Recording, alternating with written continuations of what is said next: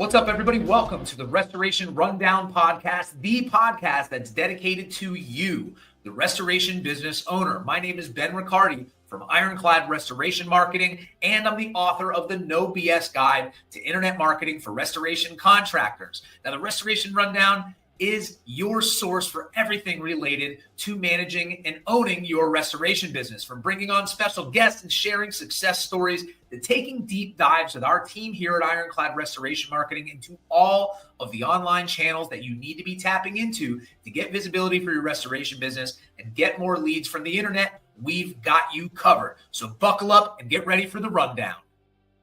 What is up, everybody? See how fast I shaved?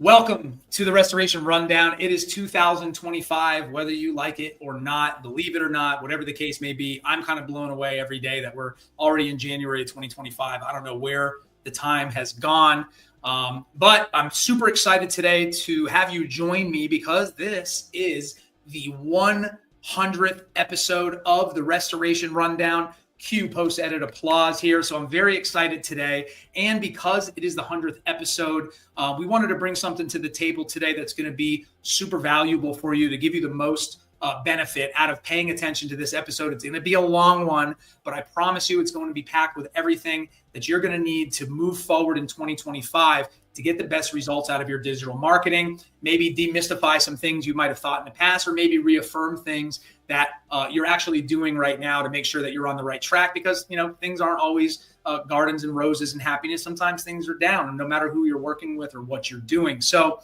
this is something we do pretty much every year, but this year is a little bit different because we're going to be bringing in some very, very, very special guests to this episode who are all experts in their respective field in digital marketing. And lucky for us here and our clients out there, they just so happen to be some of the key players here at Ironclad Restoration Marketing. So I'm very excited to be bringing them to talk about all these different channels that you should be focusing on when it comes to digital marketing. So I want to dive right into it. Without further ado, for the 100th episode, we're going to be bringing on you the 2025 No BS Internet Marketing Plan for Restoration Contractors. This is a front to back, everything you need to know and what you need to be doing when it comes to digital marketing for your restoration business. So we're going to dive right in. Some of the things we're going to cover today are we're going to talk a little bit about goals, right? It's something that we've had multiple episodes on goal setting. We've had guests in here talking about goals, and goals are great, but we're going to really break down a little teeny bit and skim over what's the most important aspect about having goals, because having goals, everybody has them, but what does it take to achieve those goals? We're going to look into some of the common problems that we're seeing here and what we've seen over the years and the 8 years we've been working in the restoration industry, specifically with digital marketing. What are the common problems that seem to be present no matter what year it is? We're going to talk about the Ironclad Restoration Marketing's digital omnipresence method, kind of how we approach digital marketing for restorers out there. We're going to go back to basics. We're going to talk a little bit about fundamentals. So if you're listening to this, some of this is going to sound a little familiar if you've seen me speak live in person. A lot of this stuff is the same because it's very, very important. And each one of these different things we're going to talk about kind of lend to each other in order to have a bigger picture aspect of marketing.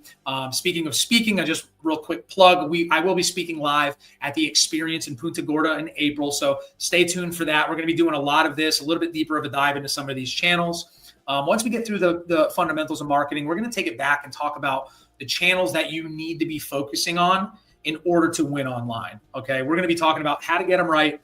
This is going to be the fun part. We're going to bring on our experts here at Ironclad. I'm really excited about that. I don't know if you can tell by my face or my tone of my voice. It's something we've been putting together and everybody's worked really hard on. So before we get going, I do have a couple of rules, right? You're probably listening to this in your car. So, maybe pay attention to driving a little bit more than this presentation and kind of maybe revisit some of this stuff if it stands out at you. But if you're sitting in front of a computer, you're watching this live, you're watching a replay on our YouTube or you're on our website, there's a couple things that I want to make sure that you guys are doing. One, it's taking a lot of notes. I speak two ways, a lot and fast. So with packing in this much information in the form of this type of podcast or this type of video, it's kind of difficult. So it's going to be a little bit like drinking out of a fire hose at first. So make sure you're writing down some key points that you hear. Also, this is always going to be made available for you to recap anyways.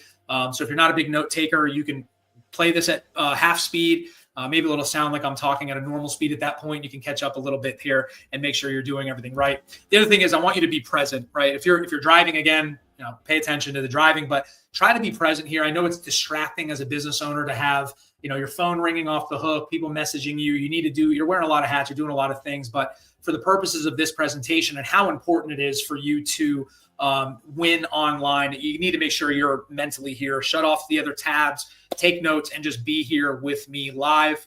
For those of you that are new, that are tuning in, I'll do a quick intro, whether you like it or not. My name is Ben Riccardi. As I mentioned in the beginning in the intro, I'm the founder of Ironclad Restoration Marketing. Ironclad Restoration Marketing is a digital marketing agency based out of South Florida. And we are specifically and only specifically work in the restoration industry. I feel like that gives us a little bit of a leg up. It allows us to focus on one industry and become really good at it. I am the author of the No Bullshit Guide to Internet Marketing for Restoration Contractors. That book's available on Amazon, or if you've seen me live, I'm handing them out all the time. It is the new one that's up there is revised as of last year. We're currently working on the new revision because it seems like every time I hit publish on the publishing company, Google updates their algorithm and tactics have to change. So there's a lot of that's gone on since this book was published. So I always tell people the caveat, there is a little bit of bullshit in there, but in general, it's a good guideline for you to kind of make sure that you're on the right track, or make sure there might be something in there that you haven't even thought about. All right. So this is from soup to nuts, pretty much everything that we did in the past, and we do currently do a lot of it to help our clients win online. I host this podcast, right? That's relatively straightforward. The Restoration Rundown podcast. If you're watching this on YouTube or you found us through the website, this is a podcast that's dedicated to the restoration industry. If you haven't heard already, we have guests on and we talk about pretty much everything that it takes to run a restoration business, and that's streaming everywhere. The big ones, Apple Podcasts and Spotify. Or basically however you consume that type of content, we're probably there. I am a regular contributor to CNR and R&R, two of the best magazines out there in the industry. I'm sure all of you are familiar with. If you're not, you should get familiar with them because there's so many valuable resources, webinars, podcasts, all these different things for you as a restoration business owner that can benefit you and help you move your business forward to the scalability that it needs. I do have, as I mentioned before, we're about 10 years in digital marketing for restoration contractors. So we do have a little bit of history there when it comes to what it takes to win online. And that goes from everything from web design to SEO, pay-per-click, LSA management, Google Business Profile management, social media, and everything in between when it comes to marketing. So myself and the team here, I'm far from a one-man show, but we have a really great team here. Everybody kind of aligned in the same direction to just deliver the best results for our clients. And I do own and operate a commercial site development company. Listen, my background is not in marketing. I started off in the construction industry, and I currently do run a construction company. So I think the advantage that I have is I'm able to understand a little bit more intimately the ins and outs of getting paid, the ins and outs of just dealing with jobs and getting the jobs, procuring equipment, procuring supplies, mobilizing to different areas like for storm season and catching. I'm currently dealing with that. However, we're not in the disaster restoration. We're in more commercial site development stuff, but there's a lot of parallels between the two. But in general, our company's mission is to, and my personal mission here and why we do what we do is we want to help triple the sales of over 1,000 restoration contractors. We don't want to cap it at that, but we want to slowly tick away and be able to help as many people out there as possible. That's why I started this company. All right. So we're going to kick this off right now. Enough about me, enough about the company. This is about you.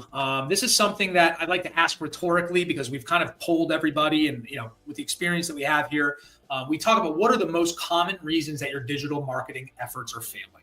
And this would be the point of class where everybody raises their hand and they complain about their marketing agency or whatever they've gone through, or the big ones complaining about Google. But we actually have some real world data that we've pulled from our real world clients, past, present, and hopefully future, to talk about it, right? So the big ones that we see out there and the most common ones that we see are there are so many options when it comes to marketing, right?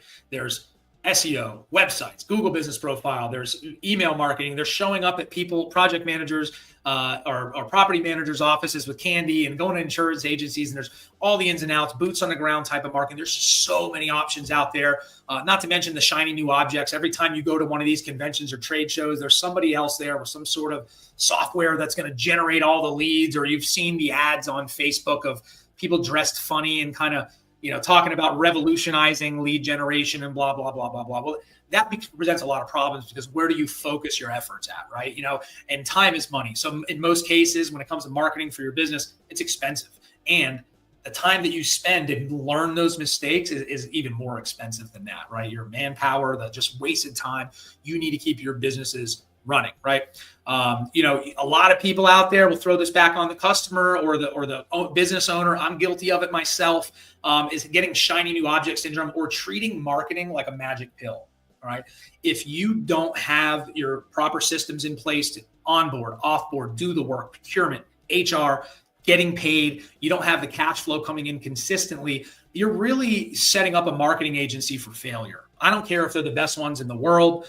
We don't claim to be the best. We just claim to do the best when it comes to the intent and keeping up with the current algorithm updates and everything that we need to be doing. But you got to be careful not to treat your marketing agency like a magic pill because there is no such thing. So if you're trying to engage a marketing agency or hire a marketer and you're kind of in this crisis mode all the time where you're robbing Peter to pay Paul, you're not getting paid on jobs, you're wearing 75 new hats as a business owner, that's pretty common. It's probably not a good idea to spend any money on that until you get those other things in place, right? So it's a very common problem we see. It's like we get that phone call when they've exhausted all other efforts and somebody just mentioned like, maybe you should be doing this because you're just setting somebody up for failure and you're going to be pretty disappointed with the results. Another big one is you just don't have a goals, right? Everything is kind of unclear, a lack of plans. I mentioned before, as an entrepreneur, a business owner, even a manager, even somebody that's out there as a site superintendent, you are wearing a lot of hats. You have a lot of different tasks that you have to deal with. So marketing typically gets pushed to the wayside or marketing gets blamed for other gaps in your business or other leaks that you may have, right? Another big issue we see is the head in the sand type of business owner, right? And that's the business owner, like the guy on the screen here, that kind of just sets things up and then just kind of lets them go and then puts their head in the sand and maybe just are super good at one aspect of their business and that's all they focus on. Well, whether it's marketing or hiring or procurement or getting paid, if you're a head in the sand type of business owner, nothing's going to work. So you got to pop your head back out, kind of get competent in these areas and really take control of your business by setting clear goals and having a plan. Another big one is mismanage expectations. Now this falls on a couple different blame, right? So sometimes it's the marketing agency that's to blame, right? Everybody in the marketing world, there's a sales part of that, right? And part of the sales process is to bring you on to their business and sell you on their services. And sometimes with certain marketing agencies or even one-man shows, they're going to mismanage your expectations a little bit. They're going to promise, oh, we're going to guarantee this and guarantee that, and this is going to go better. And look what your last agency was doing, and kind of nitpick little things apart that might not even be something that moves the needle. So competency in what you're buying is pretty important when you're dealing with anybody. But you've got to have the right expectations. So a lot of the mismanaged expectations as well. So we'll take some of the blame off the marketing agency and then let's lump it in on the business owner. Is that business owner that's living in crisis mode, that has no history of spending money on digital marketing. They just think they need it. They want to need it. And typically they're in a position where their back's against the wall. They need money now and they're going to engage in a marketing agency. And no matter what we tell them or your marketer tells them as far as timelines, it just right out their ears and out the other, like, we're going to give you this money. We want to win. And within 3 weeks, they're, blowing up emails and you're thinking things are going to light the world on fire. But properly managed expectations is huge. If you're engaging somebody for SEO, you should know before you start talking to anybody that it could take almost a year to really rank healthily in the organic section, right? No matter who's working with you. So that's something that you want to make sure you get a handle of. And the big one, I guess this is true in anything in life, is a lack of consistency. So you may have all the right things going on. You might be doing the right thing on everywhere, but you're constantly switching gears. You've got that shiny new object syndrome. You're, like a dog, you're taking a dog in a park that's full of squirrels, you're bouncing around. You're never going to get consistent and get to the end, right? If you're on a path and you're trying to head a certain direction, which is straight, and every once in a while you stop or you move over here to see if you can hitch a ride with somebody to make it a little bit quicker, 9 times out of 10, that's not going to work, right? If you want to lose weight or, get on a health kick, it's New Year's resolution time. By now, most of the people have already dropped their New Year's resolutions. Not saying I'm guilty of it or not guilty of it. There's neither here nor there. But if you're not consistent with it, you're not going to make it, right? So if you don't have goals, you are unclear about where you need to be, you have mismanaged expectations, your head is in the sand, and you're not consistent, you're not going to win at anything you do.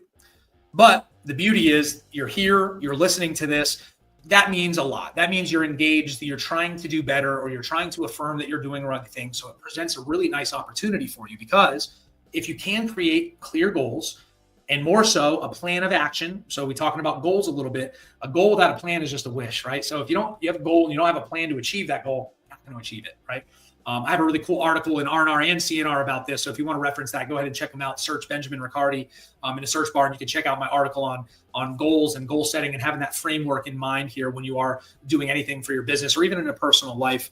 And if you're able to utilize the proper online channels, put your eggs in the right baskets, right? Not all in one, just in the right ones. And it's going to be different for every single business owner.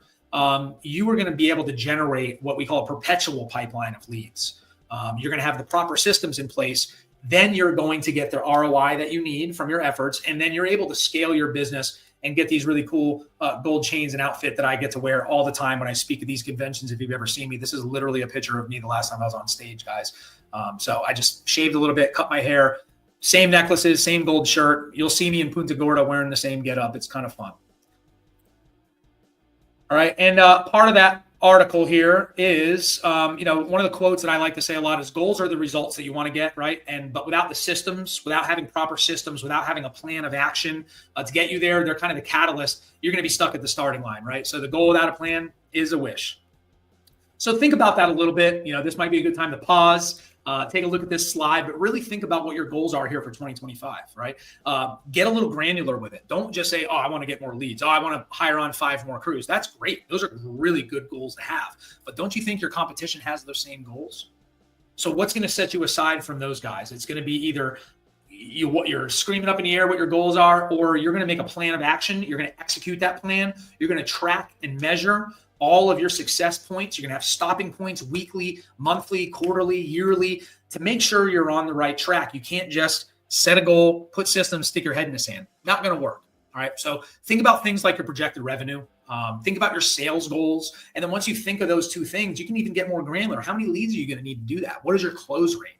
Is a goal of yours to increase your close rate percentage, right? And that's really going to help you kind of divulge the information that you need to really put a clear plan together, right? Then you can build a marketing budget. You can in some cases just throw money at things and it kind of works, but what happens when it stops working, right? If you don't have a goal, you're not tracking everything, you're going to have a hard time, right? So for the purposes of this presentation, we're going to specifically be talking about your goals when it comes to fulfilling your business needs from a revenue standpoint and what that's going to look like and really how that's going to change your life.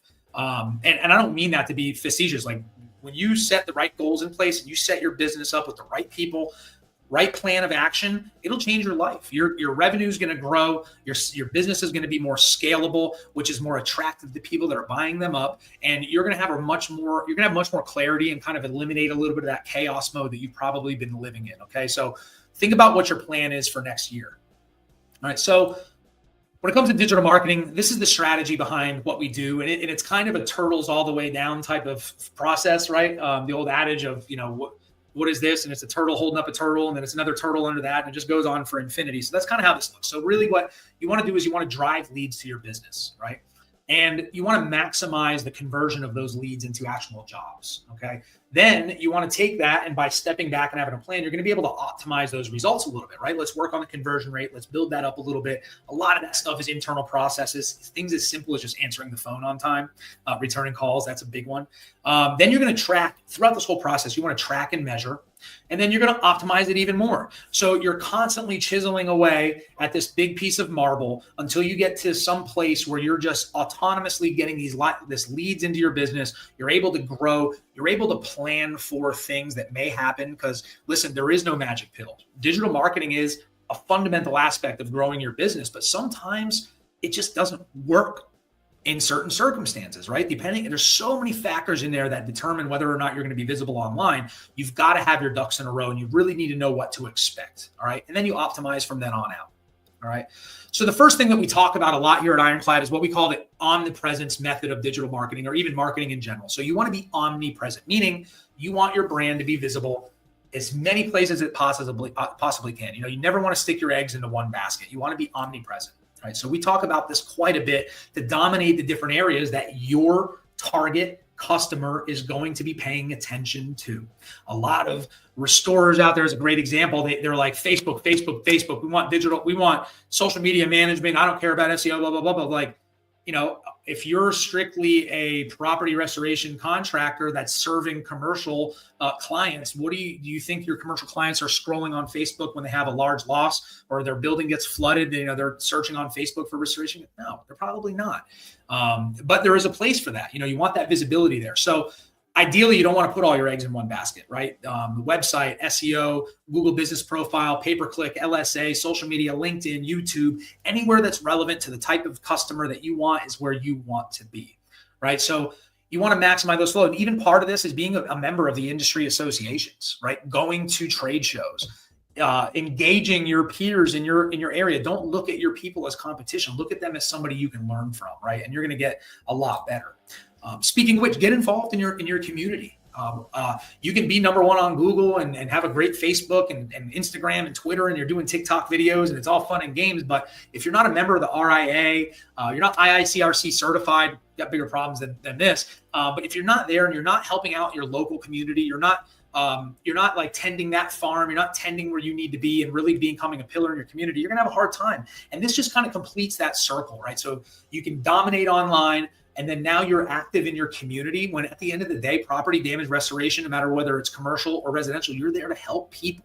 You're there to build trust and show them that you're going to be here in their time of need. So get involved, right? Don't be afraid to dedicate money and time to these associations, whether they're the national ones or regional ones in your area. You should be involved in those 100%. Okay. So recap a little bit, the omnipresence method is just to be everywhere that your target customer is going to be. And that being said, let's take a little bit of a remedial tour over marketing in general. So basic marketing boils down to 3 areas, okay? You have your market, which is who you're selling to. The message is how you're going to resonate with that person. And then you have your media, is what you're going to do to resonate with that person. So you craft your market, you craft your message based off that market, and then the media is the vehicle that you're going to drive to attract your market to your services. Okay. So a big thing that wasn't in the big problems we have, but it's a problem we see everywhere, is a lot of people, every business out there, not just restorers, but most cases, they don't know who their ideal customer is. And I don't mean they don't know that what they provide as a service. I mean, they really have never given it a thought to see who they want to speak to. Yes, you want to be fire, water, mold, whatever the case may be, whatever services you offer, recon, but who are you trying to sell to? One episode prior to this, I interviewed Rocky from One Tom Plumber. They have one of the best stories when it comes to figuring out who their ideal customer was. And before they made a logo, before they started the business, before they did anything, they spent an ungodly amount of money and time and effort and resources, because that's how important it is, figuring out who it is that they want to sell to. Once they identified who their target demographic was, and in their case, it was housemakers, and in most cases, female, they then crafted their entire brand around that person, who they were, what they're afraid of, and what resonates with them. And that's why they're one of the fastest growing companies out there. And if you're not doing that, don't be afraid. Like if you've had a logo on the side of your truck, I know a lot of people get hung up on their logos and my vehicle's already wrapped. It's okay. You still have an opportunity to figure out who it is that you want to talk to and really drive that message to them and talk to them with your website, with your social media posts, with your Google business posting, with your targeted ads and everything that you do out in the community. Okay. So it's not something that's dire. You need to throw the grenade at your entire brand if you don't know. It's just something you need to be cognizant of, and more so align your entire team to understand who it is you're working with, because every single person that works at your restoration company is a salesperson. They're an extension of your sales force. Whether they're answering phones or cleaning your office, they are selling your company. So everything from how your vehicles are parked to what they look like to how you engage people in public, all of that is super important. All right. But you really need to know who it is you're speaking to. So think about it. This is another good stopping point for you to take some notes, but are you working with homeowners with property damage, right? Or do you not want to deal with residential jobs at all? And you want commercial large loss? Because they're two totally separate types of people with totally separate fears, different things and PTSDs that they've gotten screwed in the past about stuff. The Head, Hearts, and Boots podcast, the Floodlight Consulting Group guys have great seminars on this stuff. So if you are looking to kind of figure this out a little bit deeper dive and come through the psychology of it all, I implore you to check out Floodlight Group. Brandon and Chris are awesome. They run a podcast, the Head, Hearts, and Boots, and they are at every single association. Shout out to you guys. But they have a really great process that I've learned a lot from them, just trying to kind of figure out what we can do better for our clients when it comes to figuring out who it is that they're working for, right? So once you've identified who that is, then the next thing you need to do is figure out what their fears are. And I don't mean they're afraid of the dark or anything like that. I mean, you're building up trust. Somebody on a residential side, their kitchen caught on fire, right? Now they're displaced. Smoke damage, fire damage. They've got kids running around. There's water lines broken. They've got 75 restoration companies throwing flyers on their front porch while they're crying and lost their stuff. You need to understand that. And your marketing message and what makes you unique to work with them should speak to that person. All right. So really spend some time on this. This is just as important as anything you could be doing for your business at all. Okay. It's figuring out who it is that you want to work for.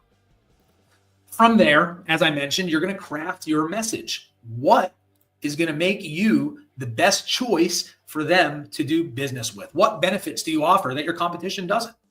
Are you in one of those lines on that big fire job? Are you the one throwing flyers on their front porch while they're crying and holding their last burnt picture of their family? If they've lost everything. I've been there. The last thing I want is somebody coming up and bugging me about, let me come in and restore your house, right? I'm going to deal with that another time. So you really have to understand who it is you want to work with. And then what you want to do is you want to make a message that's going to help build the trust, tell them that you understand what they're going through, and then show them how you are different and how you are going to help them mitigate this problem, to eliminate those fears. A lot of people are afraid of getting ripped off. They're afraid you're going to come in with some dirty technicians that are going to ruin their house. They're afraid of the fight. The infighting, you've got your remediation, you've got the drywall guy. If you're doing recon, you've got drywall and paint and electrician and all these different people in there. And you have to remember, Rod Cruz always talks about it, and a few different people talk about this. As a restoration contractor, you're just a project manager, right? So you have to keep that mentality in mind. But anyways, you want to make sure that you know how it is that you're going to resonate with these people, right? The low-hanging fruit there, show off that badge. You're IICRC certified. That shows that you're serious about your business. You offer 24/7 emergency service, 5-star Google rating. I'd be reluctant to put the 5-star, but if you've got a ton of 5-star reviews, awesome. Put it on the website. If you've got 4.8 stars, great. There's other plugins that you could be putting on your website to show off those reviews, okay? Use them as a social media post. Just really think about who it is you want to sell to, how you are going to sell to them. Because until you know who, you're not going to be able to make your message. You're just going to be as vanilla as everybody else. Oh, we're number one in our area. But BS, who told you that? So if that's you, really take some time to really divulge this with some of your key players in your team and then dictate that to your company. All right. So the next part of this, back to the fundamentals, is looking at your media. This is how you're going to get that message across, right? So for this presentation, really, when it comes to digital marketing, the best way is your website, right? It's the window into your business in this digital marketplace. Everybody has a website. But there's a lot more nuance to it than that. You can't just have a website, right? You got to make sure you're set up for success to convert those eyeballs, right? You can have the nicest website in the world, right? And I talk about this kind of like business cards. You can print the best business cards in the world, but if you don't take them out of your car, nobody's going to find you, right? So you can have the best looking, in your opinion, website, but it might not be converting. You might be sending a bunch of traffic. It's not converting. So we're going to take a look at a few things when it comes to websites, what you really need to be looking out for you to kind of give yourself a gut check and look into your current situation, right? A few housekeeping things. This is huge. I don't see it as often now, but do not let anybody ever, unless it's you, buy a domain, set up a hosting account to where it's not 100% in your name. That's like setting up a business and letting somebody you don't know get your license and qualify you. And then what happens if you butt heads and they go away? You built this brand, they own your licensing, you're shit out of luck. So the same thing happens with websites. If you would allow an agency or a one-man show, or even you hire a guy that comes in and he's already got a GoDaddy account and your head's in the sand and you're like, yeah, so-and-so is going to make this work. They're going to build me a website and you're just letting them do carte blanche. They buy your domain and then you fire them because they're incompetent. They don't have to give you that website. They own that website. So think about that. Don't put yourself in that situation. Make sure you own all of your tangible digital marketing properties, hands down. Same thing for hosting. We've come into countless clients who allow a marketing agency to host their website, right? We're gonna take care of everything. You just pay us a monthly fee and we'll get going. And things are great for 4 or 5 months. And then something happens and you stop getting leads. And then you're like, I found another marketing agency. I think they found some gaps. We're going to move on. And like, oh, well, no, you're not, because we own it. We own your content. We have your hosting. You're screwed. So you're starting completely over from scratch. So a couple things that you need to make sure, if there's anything you take away from this section, is own your own domain, own your own hosting. We partner with a third-party hosting agency. They built a custom hosting solutions with SEO in mind. So it's super secure, but we don't want to own that. We don't buy domains on behalf of our clients, because who knows? People are crazy, and we don't want to be the ones responsible for it. So in general terms, do that. Always suggest using a WordPress CMS. WordPress is the most search engine friendly content management system. That's kind of the engine that runs your website. There's Squarespace and Wix and all these other guys out there, but in the pantheon of all the different CMSs, WordPress takes the cake. I think 90% of the internet is powered by WordPress as far as the home services go. So it's there. Also, it's really user friendly. So any web developer, any company should be able to, if they're competent, should be able to get into a WordPress site and really just make sure you don't have any kind of lapse if you're moving agencies or you're firing and bringing in a new team. All right. And you got to make sure you're optimizing for user experience. Having a website is great. Having a website that's not found on a search engine, not so great. It's like the business card in the car. So part of the SEO process, as we'll get into later, is making sure your site loads fast, which boils down to the hosting and kind of how the site's built. So hosting does really matter when it comes to getting SEO results. And your user experience. Are you making it difficult for somebody to get in touch with you? And we're going to talk about that a little bit now when we talk about conversion, right? So you can send all the traffic you want, but if they're not calling you, it's kind of worthless, right? So the basics for conversions.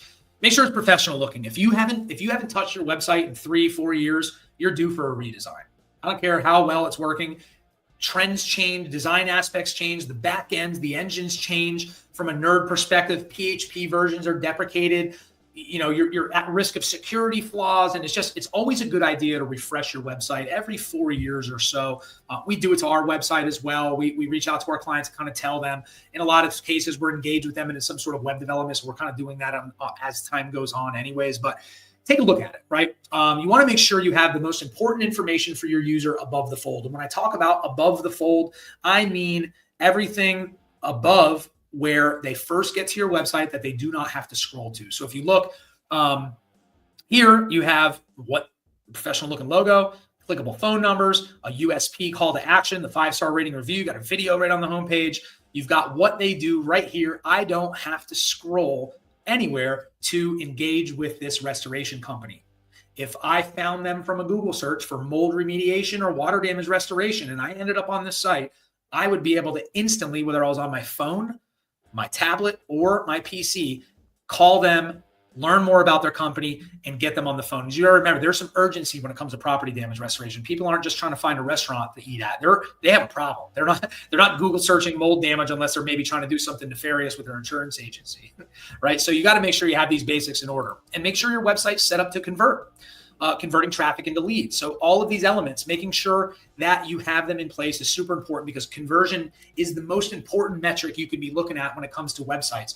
Because traffic costs a lot of money to send to your website, but converting that traffic is free if you have the basics in order and you have conversion in mind when you're setting up your website, right?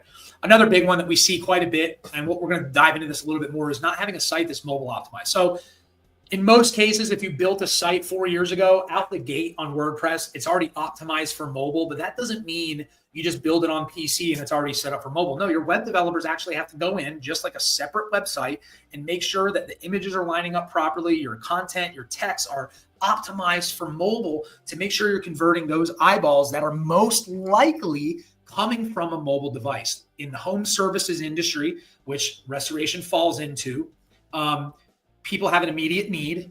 They have already found you from a search engine. You want to make it really easy for them to get in touch with you. Everything clickable from a phone. Check out your website. Pause it here. Check your website out on your mobile device. Make sure you can click a phone number above the fold that can call you for emergency damage. As you can see, this is how we set this website up. You got to remember, most people are coming from a device. That's just the signs of the times. But also, if you think about it practically, when there's a hurricane in South Florida and we get wiped out, right? Power's gone, or a fire, or got, frozen, whatever happens, some natural disaster happens. In most cases, power's out, and that means Wi-Fi's out. That means the only sense of communication you're going to have, unless the cell phone towers are gone, is somebody pulling out their cell phone to try to find somebody to help them with their property damage. Okay. So keep that in mind with your website. The best way to check this is just go look at your website on your phone, right? And just be like, put your feet in the shoes of your target customer and make sure it's easy to get in touch with you, right? So the basics, clickable phone number, who you are, what you do right there in front of their face, and a call to action that they know that they can trust you and to give you a call. All right. So some of the takeaways from this section here, you got to understand who your target customer is, right? What is the messaging that's going to resonate with them?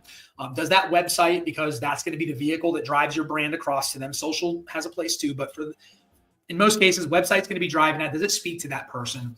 Is that website built to convert? Is it optimized for mobile? How's your page speed? There's a really cool tool on Google because it's so important. It is a ranking factor, pagespeed.web.dev. It'll actually give you a score on your website to tell you what kind of your health looks like on your website for when it comes to page speed and user experience. All right. So there's a lot more into that. And we're going to have some other webinars this year where we dive really deep into website building and structure and why, and what the psychology is behind it, and then what the technical aspects are behind it, so you can make sure that you're on the right track. All right. Make sure you have the basics in order. Make sure it's mobile optimized first. If you're not, number one, Google won't index your site. So if you're spending money on SEO and your mobile site sucks, wasting money. And just remember after this is that your conversion rate's way more important than the traffic that you're sending there, because traffic's expensive. Conversions are free if you take these takeaways into consideration.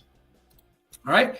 Now, what do we got to do to drive leads, right? Right now, we want to dominate Google, where the attention that you have is going to equal dollars. We want those, right? Why Google? We hear that a lot. And some agencies out there, and I've heard it, I sit through a lot of these seminars, and some of these agency owners are really, I think, banking on some ambiguity and banking a little bit on fear that you're not optimized for Bing and you're not optimized for Apple and Yahoo and all these other search engines, which, yes, you should be optimized for them. But if you take a look at this graphic here, and if you're listening to me in a car, Google dominates search worldwide. Over 90% of searches are coming from Google.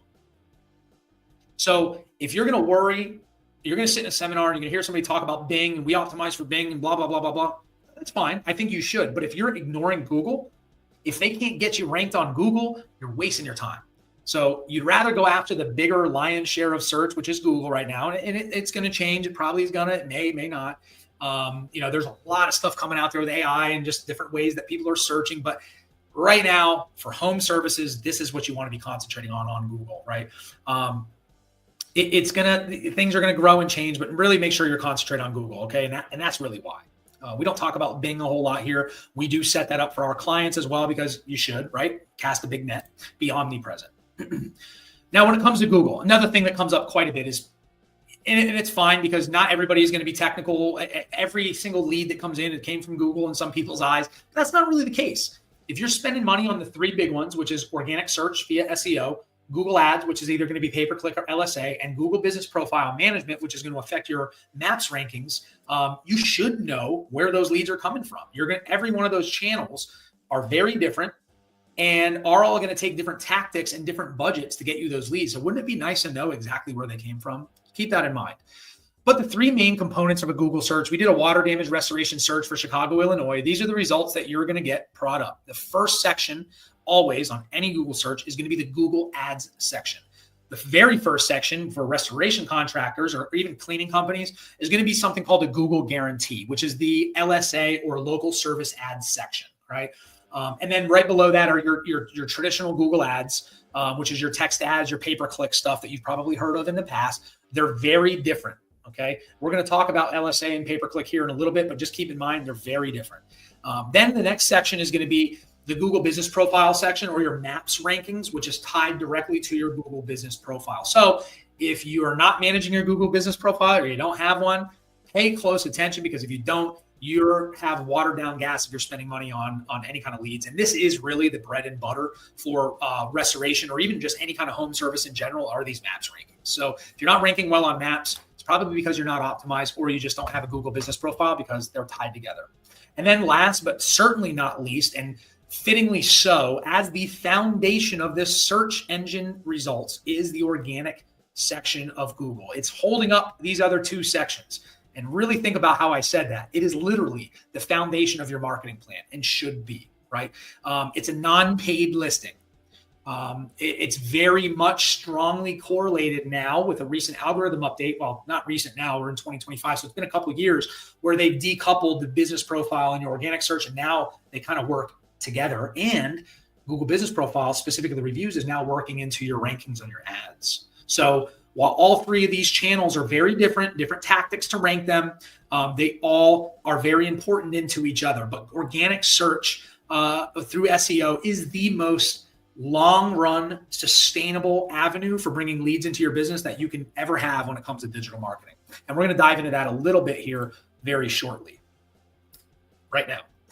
This short. So we talk about SEO. I like to talk about it like this. So we know, and you should know, SEO takes quite a while to get you ranked, right? You have, depending on your area, there's over 400 ranking factors, but depending on your competition, how saturated it is, and tactics, and where you kind of are in Google's eyes as far as authority, SEO can take 3 months to a year to really rank healthily. So we like to call that, knowing that it is the most sustainable, cost-effective way to get leads, we call that the garden.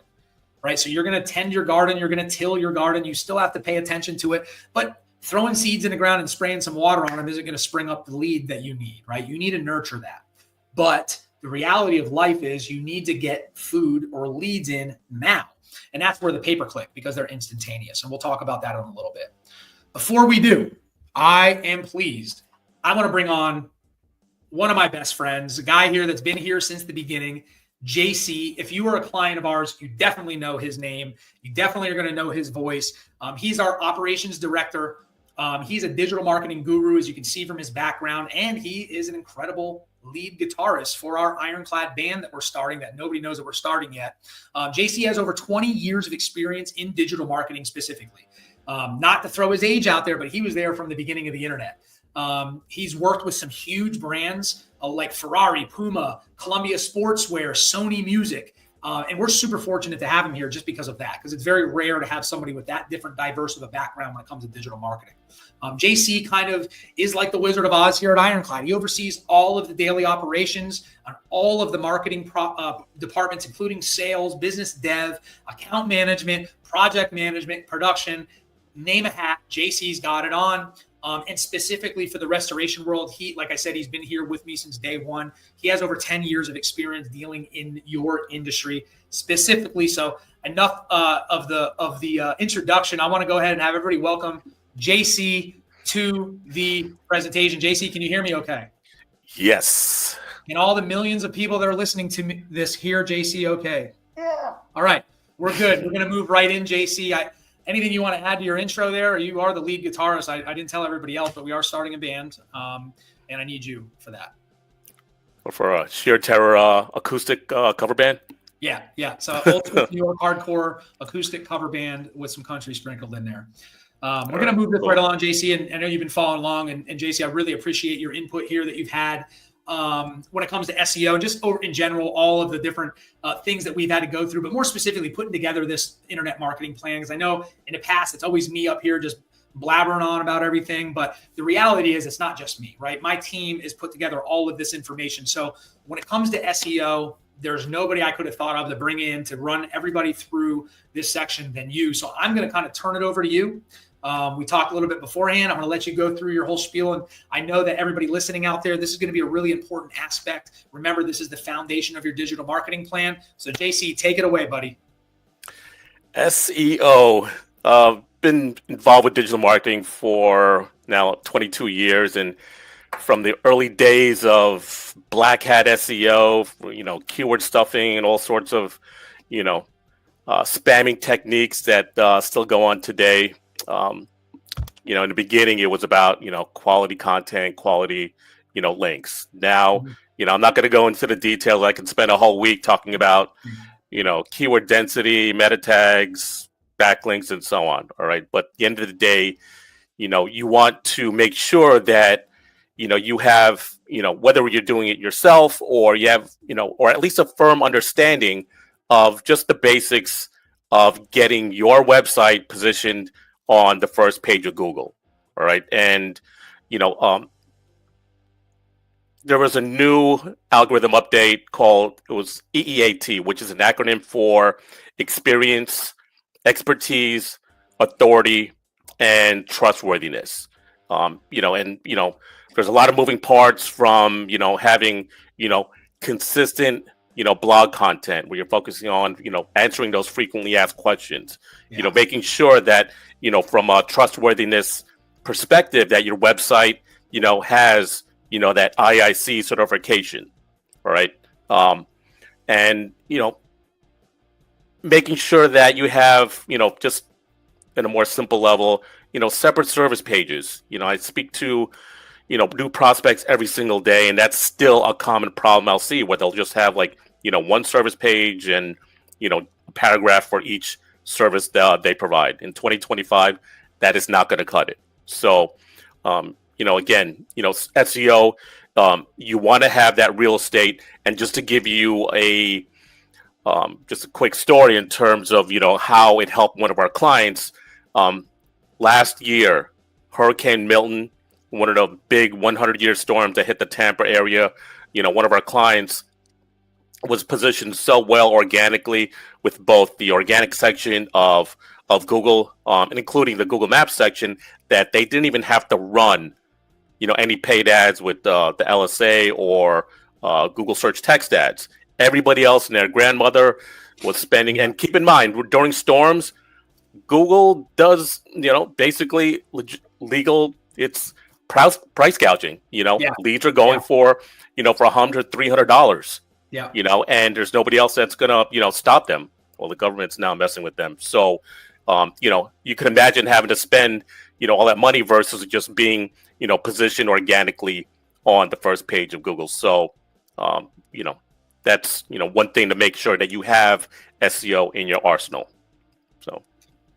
Yeah, and great points. And just to reiterate something, because that's really cool that you talk about, SEO and the tactics and all these things and what Google's looking for. And they want helpful content, right? It's no different than the people that are looking for your stuff. Google's putting themselves in their shoes, and that's how they craft their algorithms for rankings in a lot of cases when it comes to content. So appreciate that. SEO, search engine optimization, JC reiterated, it's the foundation. But JC, why do people need SEO? As if we had to explain. Sure. So, in the age of AI now, it's becoming a big part of, technology, and it's getting, scaringly, I see some of this deepfake stuff going on right now, where it's just, it's insane, and it's only going to get more advanced over time. So, but for home services, especially emergency services, where people are, their water heater broke, they're not going to go to search on ChatGPT on how to mitigate that issue. They want someone, they're going to go to their phone, do a search for water damage restoration in their specific city, and look at, Ben just showed you the Google legend on their phone first. So, it's extremely important. The whole goal is, it's not so much Google, but it's like, this is a way to really help those homeowners,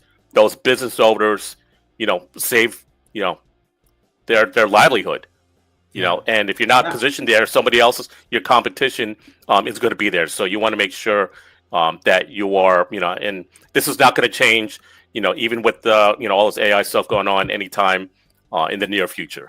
And we stay on top of, all the different changes. That's part of what I do every single day, between the different Facebook groups, and all the gurus, search engine land. I got to make sure that, I get all the alerts that if something's coming down a pipeline, that we need to pivot. So, for example, a few years ago, when Google was switched to mobile index only, we had to make sure all of our clients' websites were mobile friendly, first and foremost. So, whether we built them or not, right? I mean, it's you got to check, because we're getting paid to give you results, and that's something I think, and kudos to you and the team. You guys are constantly, the landscape is constantly changing and evolving. And we talked about that before. 90% of people are using a search engine to find a home service, right? And 69% of the traffic that's coming in is coming from local and organic search. But the cool part about that is, and we talked about this before, is almost 60% of companies still aren't optimizing their sites properly for local search. So that's a huge opportunity for those of you guys out there that are trying to get leads from the internet. To maybe, if things aren't working as fast as you want, as long as you're on the right track and you follow and you have a great agency, or you're following along with this stuff, you're going to have really good results.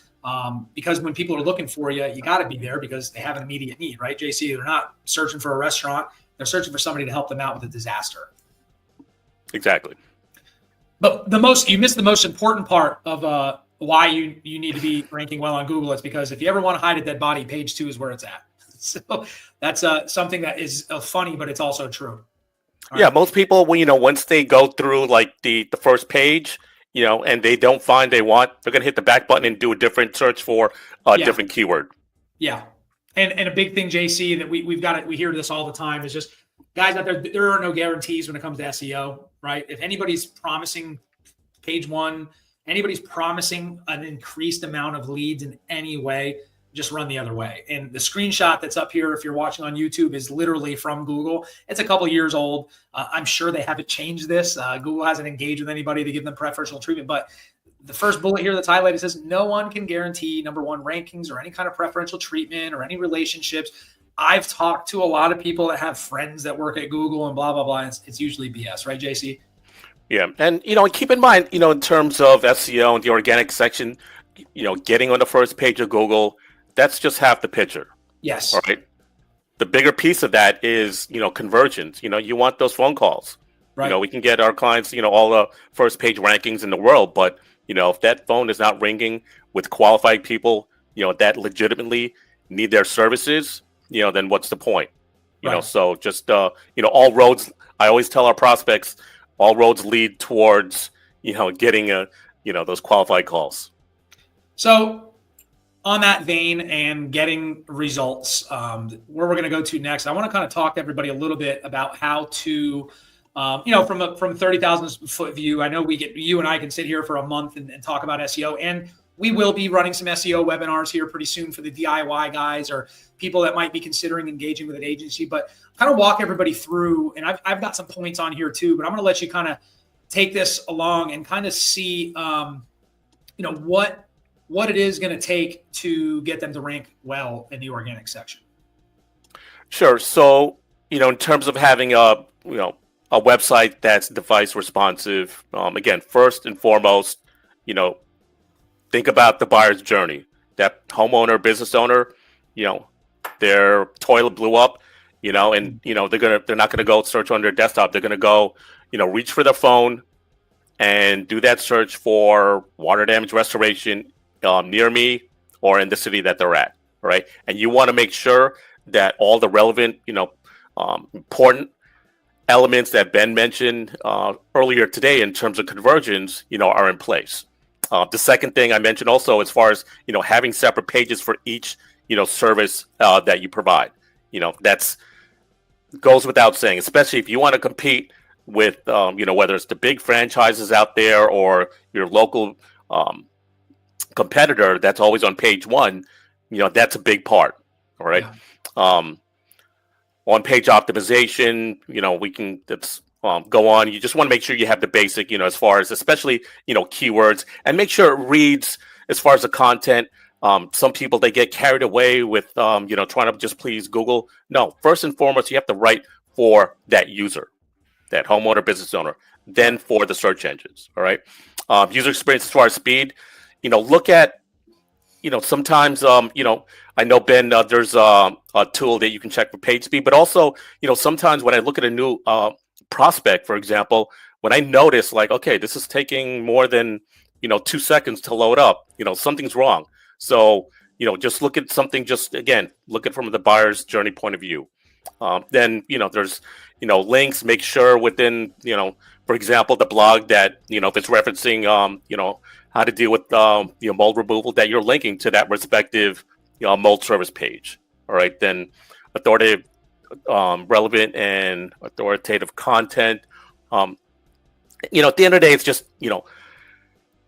those frequently asked questions are the best topics, where I've seen some people that they try to like come up with fancy, blog titles and so on. And, some of it doesn't even make sense where they're just putting, about their city. I'm like, no, think about what, you guys have been doing this for a while, what you keep hearing, from time and time again. All right. And then, Google Business Profile that's optimized. Nick is going to go into more detail. I can't stress how important Google Business now is all tied into LSA and especially the reviews, and how we link actually with the post updates to their website, to the city pages, and vice versa. So everything is again very focused on us getting our clients to the first page of Google, so this way they can get again that omni-channel approach of having as much real estate on the first page of Google as possible, so you can help those people out when they're in need. Yeah, and just to go back a little bit, JC, so for anybody out there that's engaged with a marketing agency, how often should somebody be adding new content to the website? Whether it be blog or like here we do something a little bit different as far as content goes, service city pages, but how often should somebody really be addressing that? Good question. So a few things, the blog, I talk about answering frequently asked questions, but also, I've seen there's some prospects where they still have, like we do COVID sanitization. I'm like, listen, that's we've moved on already from then, and you can tell that it's somewhat dated. But especially now we're getting, it's frozen pipe season right now. Then getting into late summer, fall. The big hurricane name storms are coming through. Make sure that you're at least consistent. And you want to, in terms of your promotions, not only with the blog, but social media. So this way you're top of mind in terms of, when it comes up, when that issue, especially with a storm, people are going to think about you, so it's a lot to manage. So it sounds like the frequency isn't as important as consistency, I guess, is what we're kind of getting at here. So whether you blog one time a week, answering questions, or you're adding a city service page or anything like that, you just have to be consistent with it. Make sure it's relevant content, it's helpful content, which is what Google is going to be looking for. Now, as far as, you mentioned the COVID stuff, right? That's old school news. If they have, how often should somebody, how big of a ranking factor is it to go in and kind of freshen up your service page content, just in general, just things on your website, as far as the content structure, just how often Google changes things? It's case to case. Yeah. But you have to, read the room, if you will. Right now, we feel for everybody in LA that are dealing with those fires. But unfortunately, they've been decimated so bad where there's nothing left to remediate. Versus, like a kitchen fire, it's a little bit different.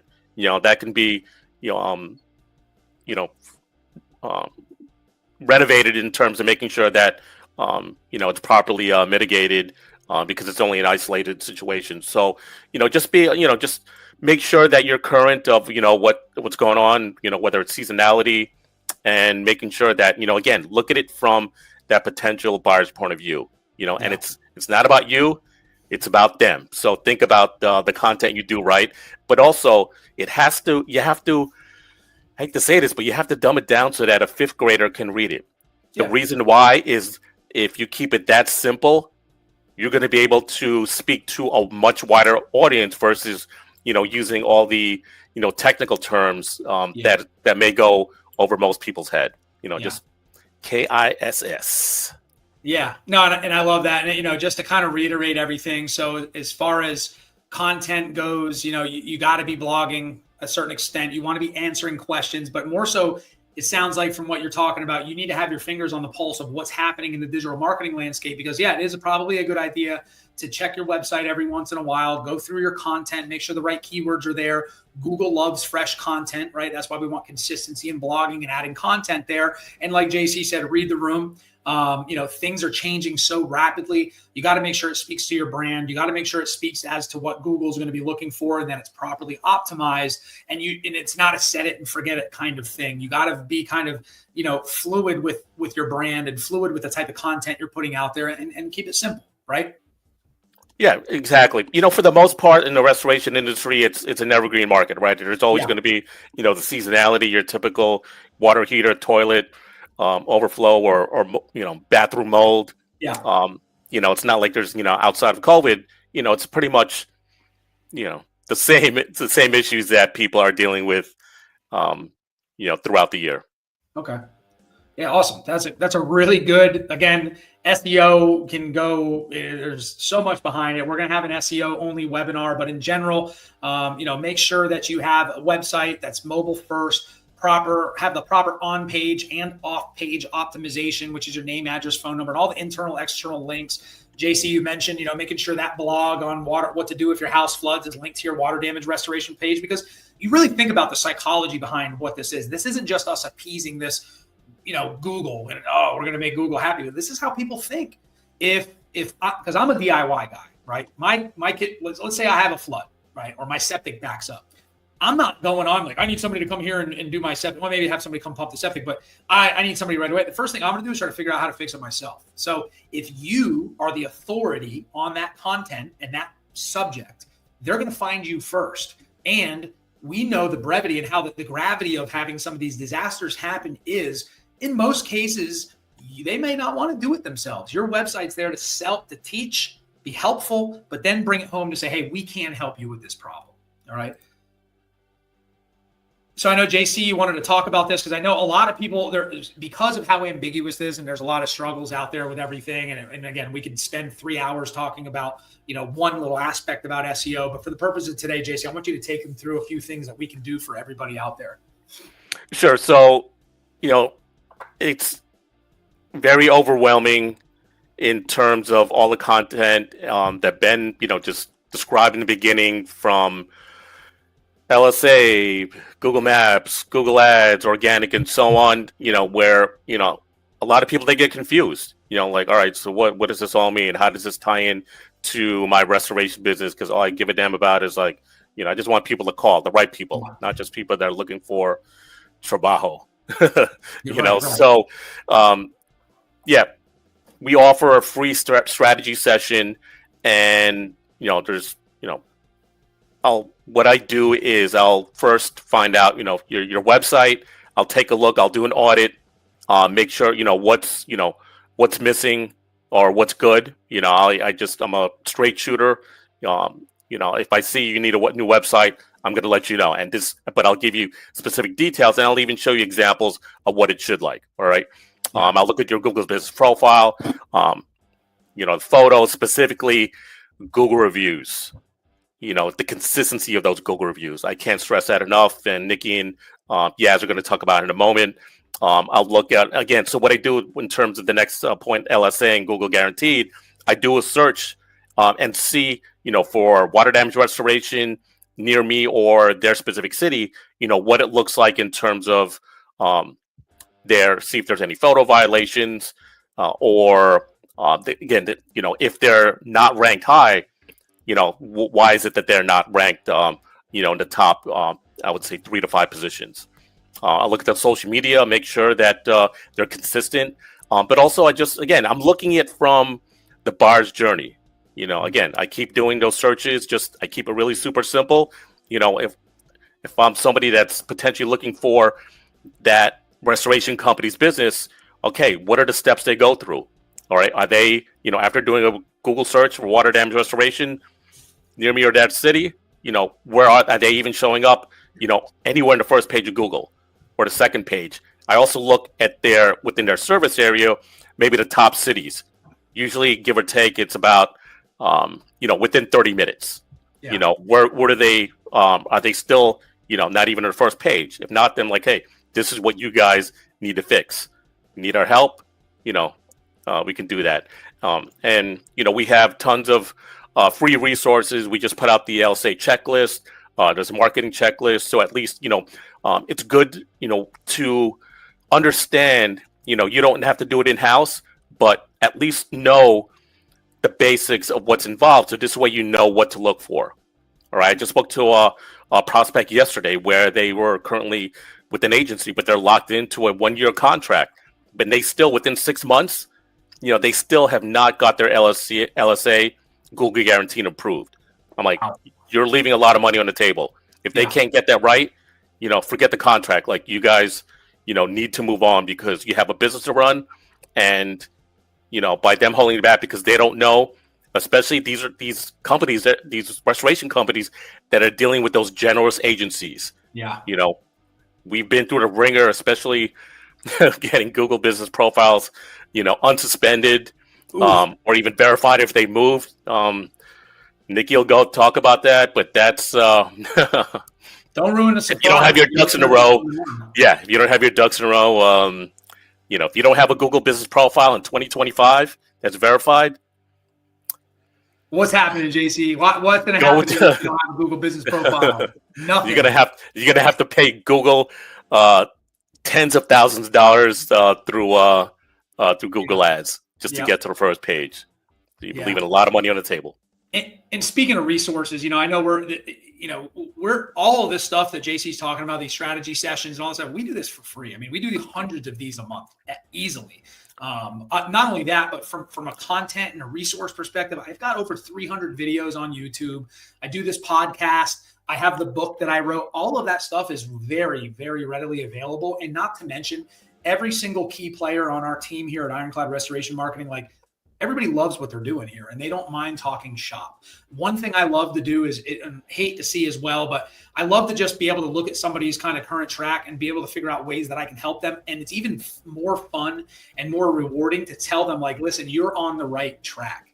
I love to be that voice of reason because, marketing, when things are not good, marketing is the first people to get the hammer, right? Oh, you're not sending leads in here and blah, blah, blah, blah, blah. But if your ducks are in a row from a marketing agency and agency's doing the right thing, it's really refreshing to be able to say, like, listen, no, there's not, this is just an effect of either the seasonality or your competition or just something way out of everybody's control. You need to stay the course. Like, if you're trying to, I go back to the fitness thing. If you're trying to lose weight and every single day you're just looking in the mirror and you're not doing anything, probably not going to get too far. But if you look in a mirror, less frequently, like every 2 weeks, and you stay consistent, that's the only way to judge how this is going. And you mentioned something about contracts. We don't make anybody sign contracts because we know what we are capable of. We're very confident in what we do. And listen, if sometimes, even when we're doing our best efforts, we're putting our best foot forward, every one of our clients, no matter if we have 300 clients or 20 clients, every single one of our clients are just as important to us as the next guy.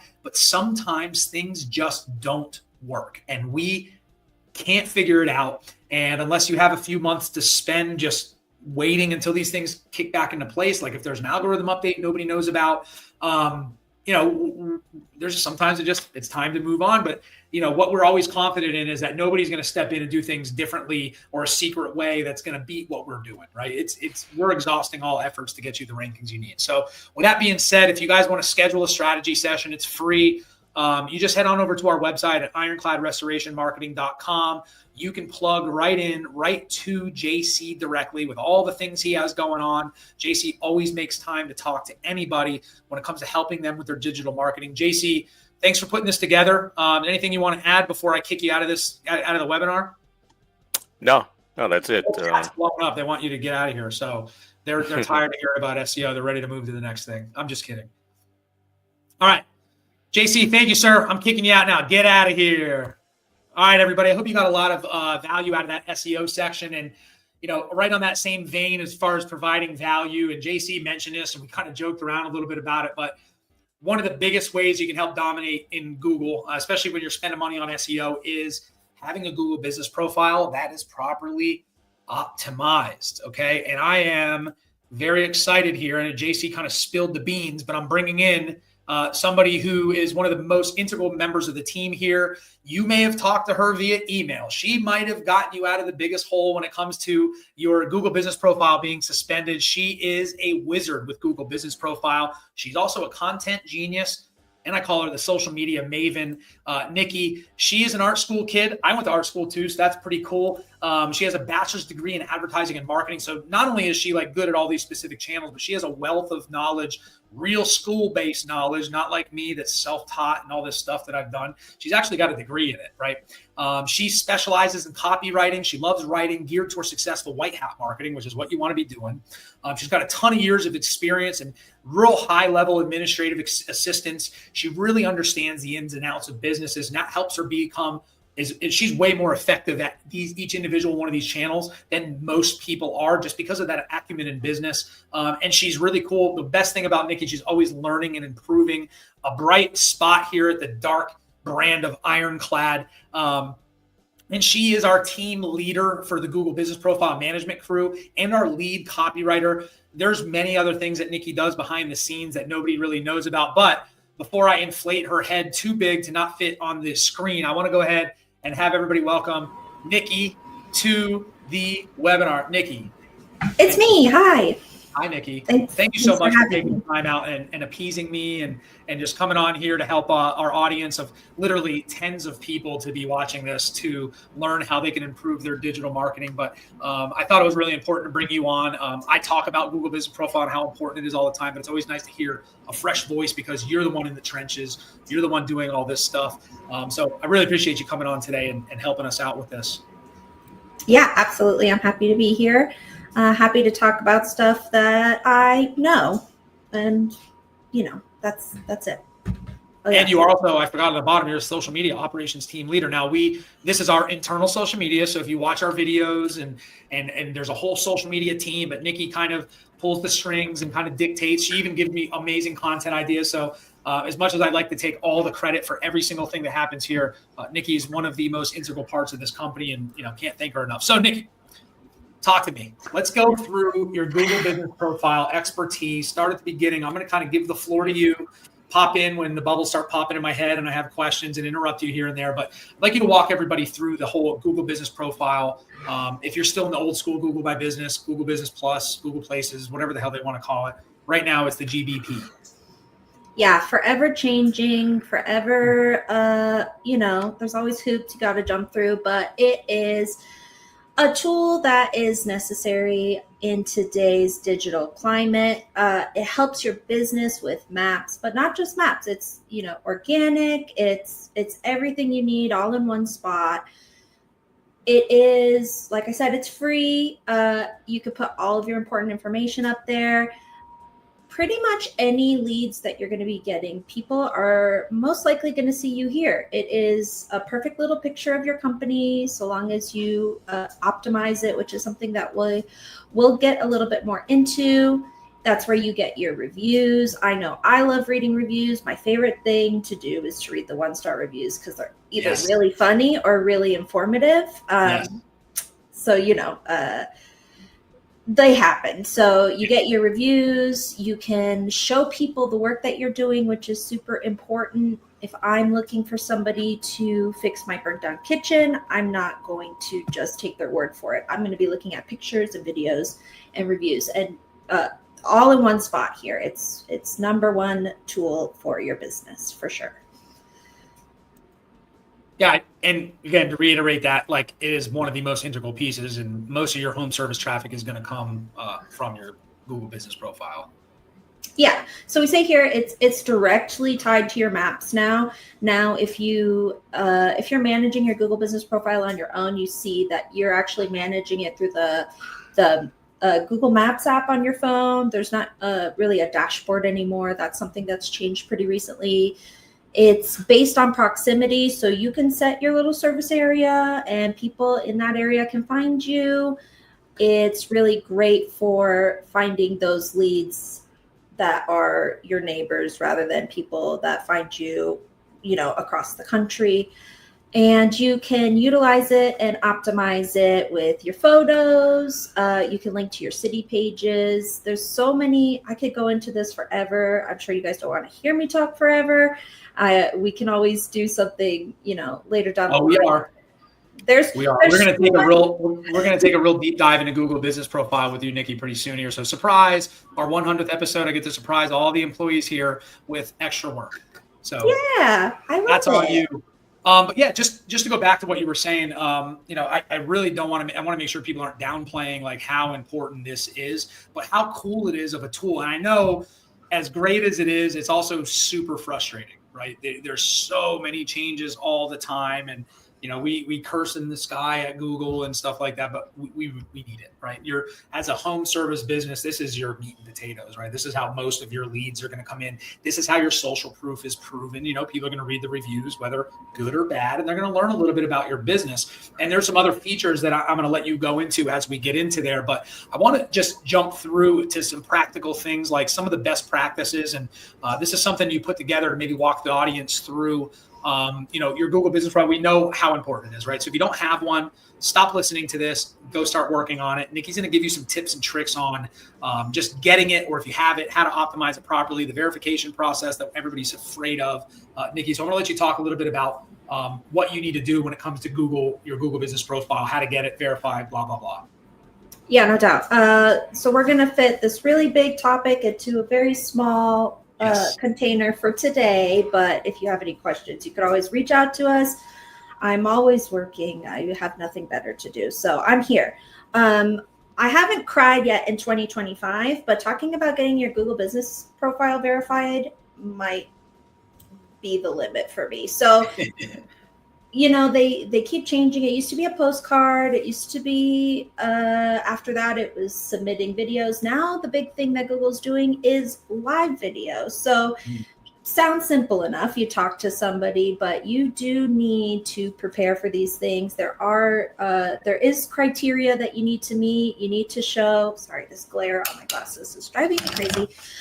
You need to be able to show your address, your street, where you're located, trucks, signage. So it might sound like a lot. It kind of is, and they change it a lot. But if you're prepared, if you take the 2 minutes it takes to look into what they're looking for, you should be all right. And I actually did read last night, I didn't get to add it to this, but it could be exciting news, is they are now telling people why, if you didn't pass your verification, what you're missing. So that is, guys. We've gone through with some of our clients, and if you're watching this, bless your hearts, suspensions that have taken us a couple days to get through, and we've gone through suspensions that have taken the clients months to get through because their criteria just wasn't lining up with Google's. And, Google's coming from a great place where they want to make sure that the consumer's getting accurate information from legitimate businesses, but it's frustrating for smaller companies, for people that aren't necessarily tech savvy. So if you're there, if you're frustrated, I've been there. This is my job. I've been frustrated about it too. I promise you could get through it, and if you need help, we're always here. But it's a road and it changes a lot. So just prepare yourself the best you can for verifying. It wasn't meant to be a scare tactic, but now it is. It is scary. I mean, geez, a few years ago, if you breathed on your Google business profile wrong, it would suspend it. And then that's pretty cool to hear this news that they're going to tell you why.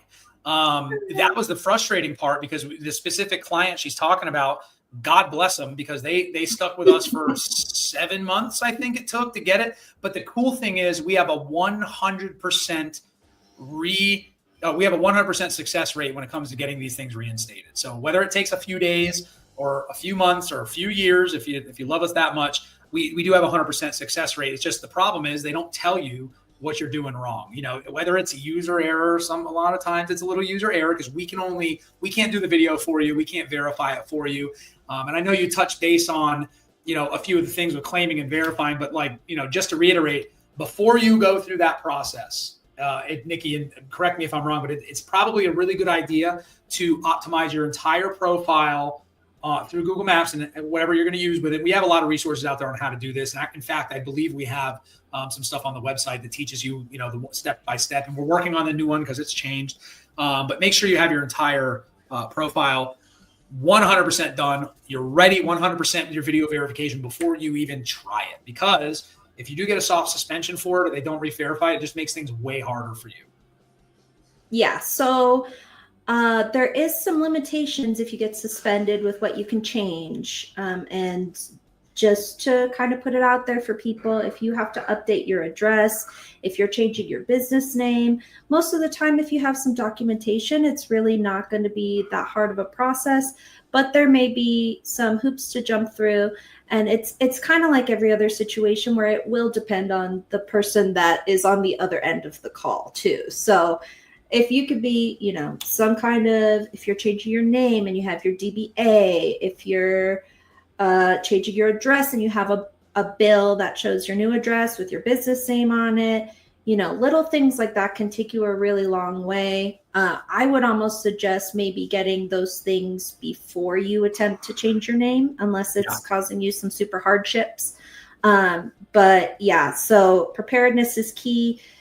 Being aware of these things ahead of time is key, and it'll get you really far in the verification process if you just keep your stuff together. And if you're a legitimate business and you have all this stuff, you have nothing to worry about other than wanting to pull your hair out because the person on the other end is not useful. And Google has kind of taken away a lot of their customer support. So, you're on your own a little bit there, unless you have somebody that's there to help you.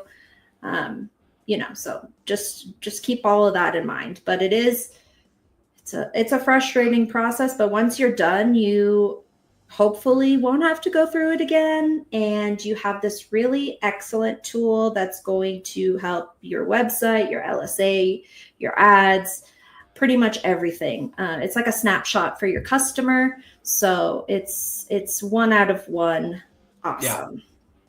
So, I guess we can keep hammering home how important it is, but I want to give like a real high level overview of, some of the stuff that's on the screen here. If you're listening to this, we've got a slide up for some of the best practices, Nikki. When it comes to optimization and just basic setup, outside of the verification process, that's super frustrating. Walk everybody through, the ins and outs of what they need to make sure they have in place, whether they don't have a profile yet or they have an existing one, the things that need to make sure that they have, the must-haves on that GBP. Yeah, that's a good point. So I didn't really touch on it before, but it does say to claim your business. So if you don't know if you have a Google business profile, there is a chance that somebody out there already made it for you. So Google your business, see if it's out there. If it is, claim it. And then you want to make sure it's a little bit of a pain in the butt, because you do have to check on this every once in a while, because people can go in and say, hey, this phone number doesn't look right, and they can change it. There was a big thing towards the end of last year where competitors were going in and changing your PIN on the map, which was causing a lot of problems. It's a jungle out there, people. Not everybody's your friend. Not everybody wants to see you succeed. So you do have to be vigilant about that. You want to make sure your service area is correct. That's really super important, to make sure that you're hitting the right market. If you don't have a physical address listed, then it's extra important. Your company description, people want to know about you. I don't want a weirdo in my home. If I'm hiring somebody that has to come into my house, I want to know that they're legitimate people that aren't going to come in and kick my dog or whatever. So make sure you write about yourself, talk about your team, put team photos, put videos. I'm looking at all that. If you're talking to me, I'm looking at it. So it's super important. Make sure your information's accurate. I think I have notes to get into it a little bit later as well. Your logo. If I go to your Google business profile and it looks beautiful and I could see all these pictures of your services, and you could even write little descriptions about your services, I'm going to be hooked. I'm going to be like, this is great. All the information I need right here in one snapshot. I don't even have to go to the website. I'm making the call. So optimization is super important, especially if you're marketing to people like me, household people that I'm not going to DIY. I'm not going to wait for my husband to DIY. Don't tell him that. But so I'm going to be the one making the call as soon as my pipes break. And if I see that, I'm going for it, and you're in the clear with that. So And consistency too. Everyone thinks you can kind of just put all these photos up and call it a day, but Google actually, rewards you a little bit if you're, instead of putting up 50 photos at once, you're breaking it into segments of 5 and you're putting it up. And you're putting it up and you're putting it up. They're seeing you're active, that you're still in business, that you're still doing work. So, don't feel like you have to do everything all in one shot other than getting the information up there. Add your photos as you go. And it'll help you in the long run to do it that way too. Awesome. So recap, guys, got to have it, right? If we haven't hit that home already. So you got to just make sure that you properly fill it out. It's at the end of the day, it's a business listing, right? It's a free property that Google gives you in order to get your business and your brand out there. It's tied directly into your search engine optimization results. So very important if you're spending money on SEO to be spending the time or money, having somebody else manage your Google business profile. But you got to make sure you have accurate information, right? And Nikki, I know you're going to go through some of this stuff because I've put together a few questions and you've put together some stuff that you think that people are struggling with. We're going to talk about here in a minute. But at the end of the day, you've got to make sure your brand, it's a branded asset of yours. So name, address, phone number has to be 100% what is on your website. It's called the NAP. Probably what a lot of you wish you were doing right now during this webinar. Unfortunately, you have to listen to us for a little bit longer. But make sure it's optimized with the right service area, company description, your current website, the right phone number. We also talk about implementing call tracking. I'm going to talk about that later, but it wouldn't be a bad idea to have a separate number to track calls, especially if you're spending money with different agencies. Like if you have an agency running your LSA or a pay-per-click, somebody else is doing SEO, somebody's doing your maps, or even an in-house. You know what number and you know where those leads came from. Again, with this, it's properly optimizing it. Consistency is another big word that you're going to hear quite a bit here because it's not a set it and forget it thing like it used to be. Back in the day when it was Google My Business or Google Places or Google Plus, everybody just would set it up and that was it. They'd get their aunt and uncle and their cousins to leave them a review and they would never, ever, ever, ever look at it again. Well, nowadays, not only does Google not let updates, and I don't know what the date, like how long an update on your Google business profile is good for. I think it's 3 months, but people aren't going to look at reviews that are more than a month old. Like people are going to look at the newest, latest reviews, and there's data to back that up big time. Reviews is another thing. I'm going to jump right into that right now, and we're going to skim this, Nikki. This is huge. Your reputation online matters to everybody. It not only to your consumer, but I'm going to take it a step further and talk with Zach from Liftify. A shout out to them. They're an amazing third-party review management company that I'm fortunate enough to know the CEO and have talked to him a little bit about this. But people that are looking to buy businesses are looking at your Google reviews. How many you have, how frequently you get them, and what they look like. Now, they're not looking for somebody to have all 5-star reviews, so don't be afraid. Zach always likes to say, don't sacrifice 50 great reviews for one bad. So always ask, but they're looking for the frequency of the reviews and how you're responding to them. Because at the end of the day, those don't go away unless Google's AI changes something in your body. So most people read them. I don't want to spend a ton of time on reviews because we're going to talk about them again in the LSA section and hammer it home. But the most important thing once you have these ducks in a row is making sure you have a process and a system in your business to get reviews consistently, whether that's 1 a month, 5 a month, whatever.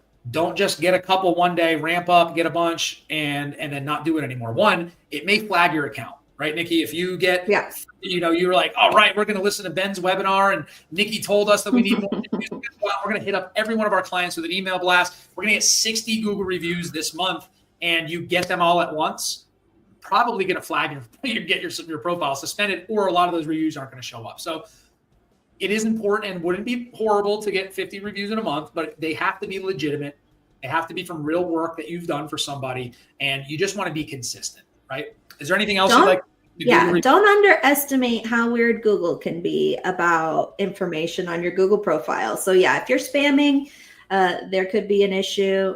Reviews, I mean, it's pretty self-explanatory. Get the reviews, reply to them, ask your customers for reviews. Don't be afraid to do it. If you come to my house, I'm just going to keep using myself as an example. Yeah. If you say, hey, I did this work for you, it was great, please leave me a Google review. I'm probably going to jump on my phone after you leave and leave it for you because I want other people to succeed. And a lot of your clients out there are probably like that too. If you help them, they're probably so happy, so relieved. So, don't feel weird about it. Yeah. It's so important in the grand scheme, the big picture of your marketing. Like, ask until they tell you to stop asking. You should be a hack for reviews is ask them to upload a photo, right? And a couple things, ways to get like a better response rate on the reviews. Ask them right when you're done fixing their life. If you are bringing in, and it can get a little tricky, especially if you're bringing in a separate mold remediator and a separate recon guy and a drywall guy, because everybody's going to be looking for a Google review. So once your project manager shows up to that job and they make that family feel so good and you've walked them through the whole process, listen, we've got your back, ask for the review then. Ask for the review after you turn them loose in their new kitchen when they're the happiest. People are more apt to leave a review when they're pissed off than they are when they're happy. So it is a little bit of a challenge.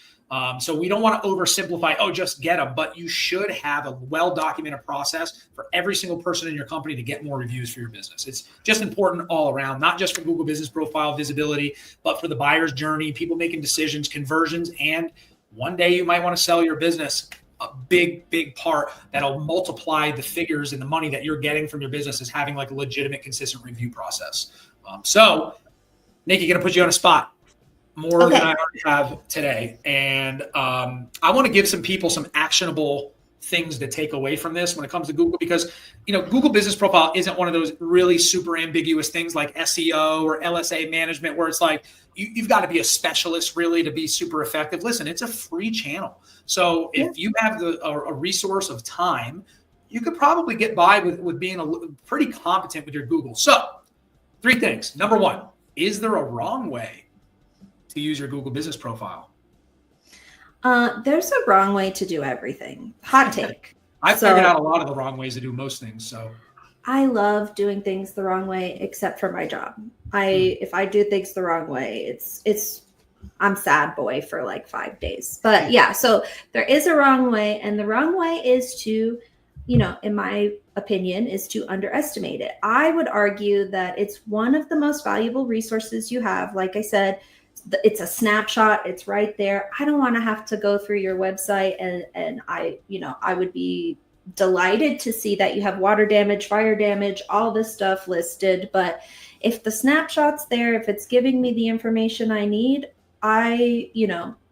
maybe I'll check it out more, but most likely I'm going right for it. So the biggest way you could use it wrong is to underestimate it. It's your first impression to a customer. You won't have a chance to, redo your first impression most of the time.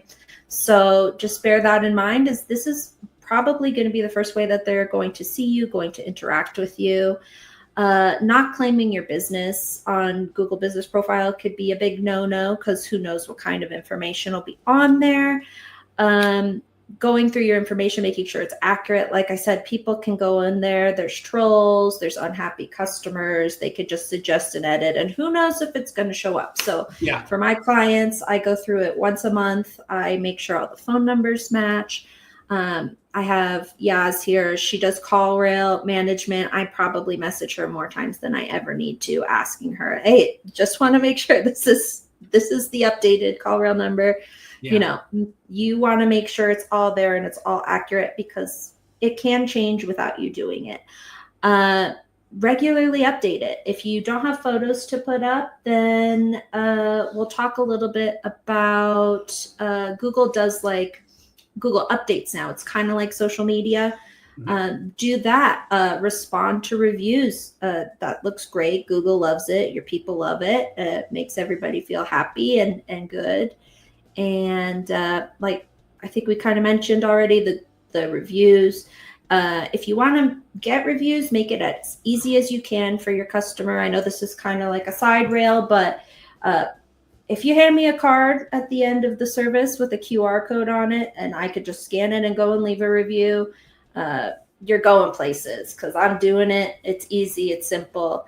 Do what you can to make it as simple as possible for your customers, and optimizing and having a Google Business Profile is that. It's making it easy for your customers to access you. All right. You mentioned updates, social media. I've made a bunch of videos about this, but you're actually doing it. What is it, and why should you be doing it? Yeah, so I wouldn't look at it as a social media outlet, just because you're not really looking for people to view it. You're not looking for people to comment on it or react to it or any of that fun stuff. What you're really looking for is a way to, first of all, put out more information about your company in ways that, there's a nice little picture, there's a little description, it links right to your city page, your specific service, your blogs. It's really making specific pages on your website shine, or it's giving that contact now button that customers could click, call you. That's what it is. It's also another great way to show, pictures of your work. And at the same time, you can, if you feel like, okay, I serve Tampa, Florida, but I feel like I'm not really getting any results from that part of town, you could put water damage restoration in Tampa, Florida, make yourself a pretty little picture, put your logo, your phone number, and slap the graphic up there, link to your Tampa service city page. And that's one way that you can make a little bit of an effort to expand into a market that you might not be tapping into as much as you want to. Will it directly affect Google search? Jury's a little bit out on that. I've seen it go both ways, but I'm of the opinion that if you can optimize it, if it's an easy way for you to put it out there, then go for it. The worst that could happen is you spent 10 minutes of your time posting something that,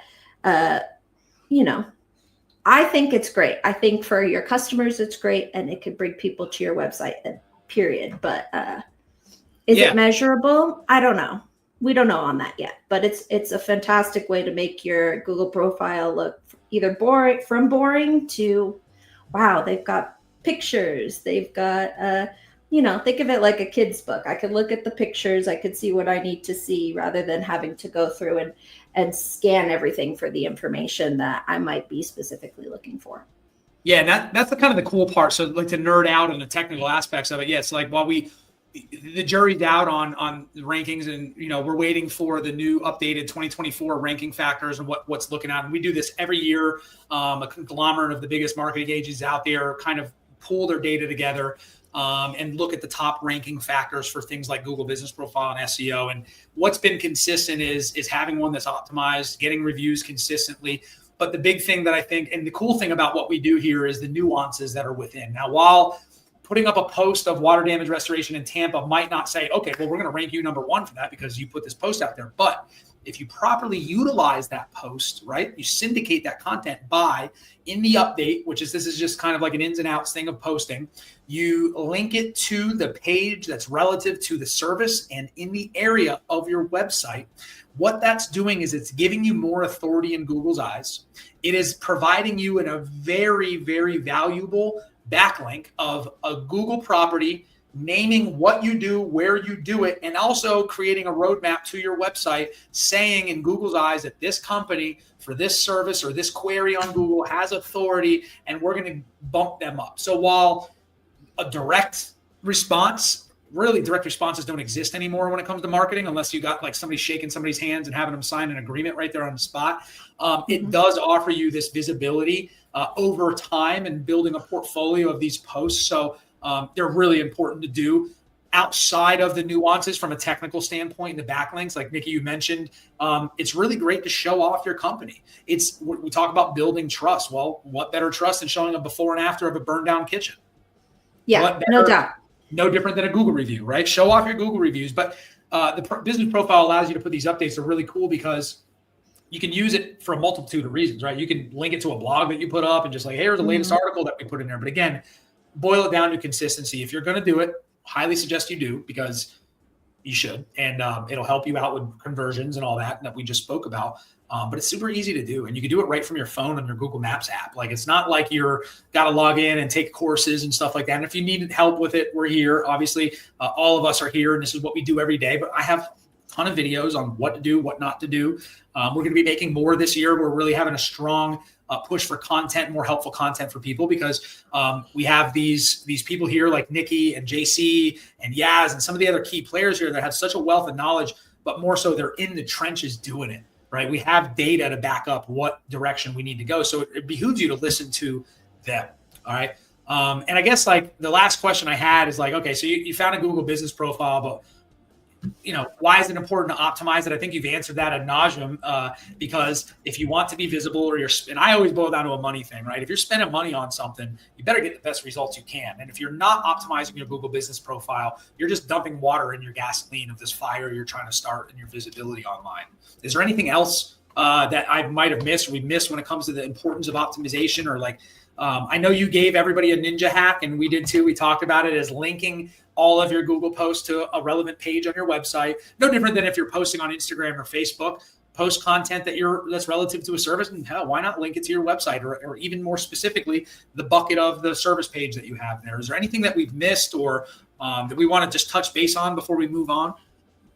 Just a couple key points. I know that the Google business profile posting might seem weird, and there is a lot of criteria. Like, for example, you can't put your phone number in the body of the content. So Yes. This has given me a great idea to give you guys a little bit of a tutorial on the Google business posting. So if you guys are interested, I will definitely give you some more information on that. But the most important thing to think is, this is a way, a lot of our time as business owners and entrepreneurs, a lot of our time is spent on thinking of ways that we can go out there and reach our customers. And by properly utilizing your Google business profile, it's a way to kind of turn the table a little bit and make it so that your customers know how to reach you. So optimize that content, make sure your phone number's right, make sure nobody's changed your name to stinkyfartplumbing.com. And shout out just to stinkyfartplumbing.com. If that's your website URL, you need to call us because we want to work with you even for free, because that's an awesome name. Yeah, I would 100% hire stinkyfartplumbing.com. So yeah, go out there. Don't be Stinky Fart Plumbing. Be whatever it is that you actually are. Show yourself, be authentic, and people will love you for it. And if they don't, then they're rude. Don't worry about them.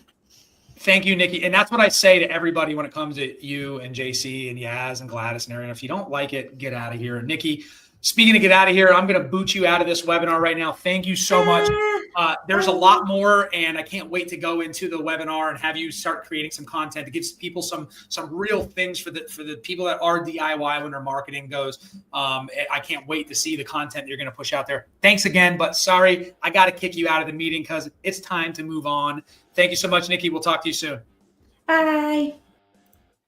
All right. I hope you guys got a lot out of that Google business profile segment with Nikki. Again, if you have questions about this, head on over to our website. If you don't want to call us on the phone, you're sick of hearing at us. I have a lot of resources out there on each one of these things. Follow us on social media. We're on TikTok, Instagram, Twitter, YouTube, Facebook.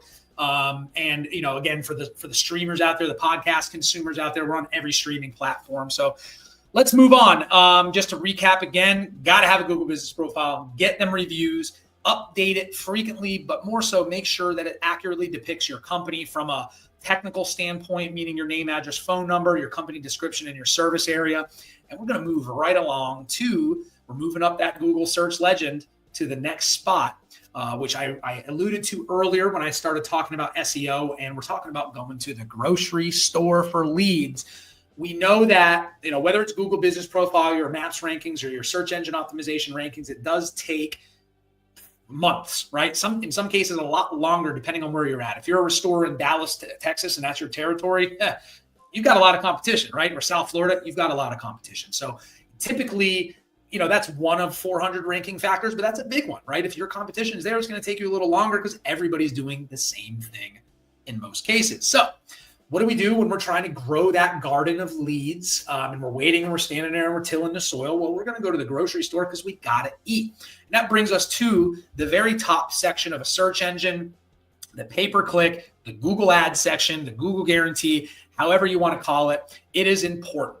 What's the difference? Real quick recap. We already saw on the graphic that the LSA pay-per-click is the first thing people see online. And hey, listen, Google's got to make money too.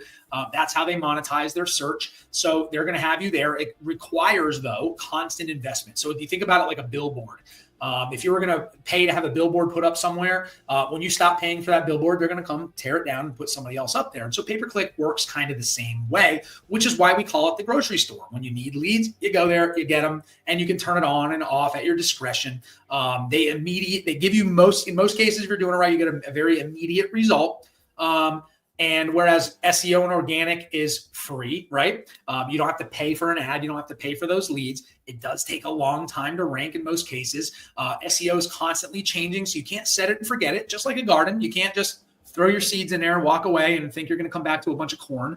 It doesn't work that way. But the cool thing about SEO is you're actually building a portfolio of authority over time in Google, and it does become a tangible asset having those higher rankings on search engines. So in general terms, in the big picture, SEO is a much more sustainable, much more cheap way to drive leads into your business, right?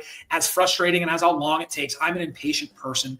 So SEO is a little bit of a frustrating thing. And, as soon as you hit your stride and you start ranking, all of a sudden an algorithm update happens and boom, you're off page one again. So it's this constant dance back and forth. So always remember that, organic search is evergreen. JC had a really great case study with one of our clients that in most cases, when it's storm season or cat season for whatever type of disaster you're around, that's when the Google ad budgets go through the roof. Companies from other territories are coming to your area to help people with their property damage from the storm.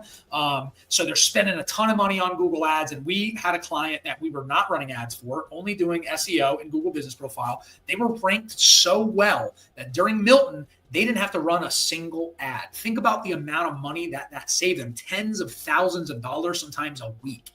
You can spend if your infrastructure can handle that amount of work. So huge. And again, the foundation of your marketing. But let's talk about the grocery store a little bit. And again, I'm super excited. I'm kind of bringing the A team here. I'm bringing a squad. I've got another. JC kind of spilled the beans.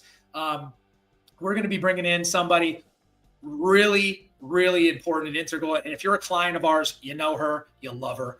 If you don't, get out of here. And she's an expert in one of the channels when it comes to Google ads. And I mentioned before, I'm going to take a step back. With Google ads, the Google ad platform, the very first results, you've got two different options, right? You've got pay-per-click, and then you've got LSA, which is the Google guarantee. And I know it hasn't been as well known like last year and the year before, but it's probably very well known to everybody that's listening to this, the Google Guarantee LSA program or local service ads. What is pay-per-click? It's just what it says. You pay every time somebody clicks on your ad, you're going to pay a certain amount of money determined by a bidding process and everything that Google goes through. So it fluctuates up and down depending on a lot of different factors.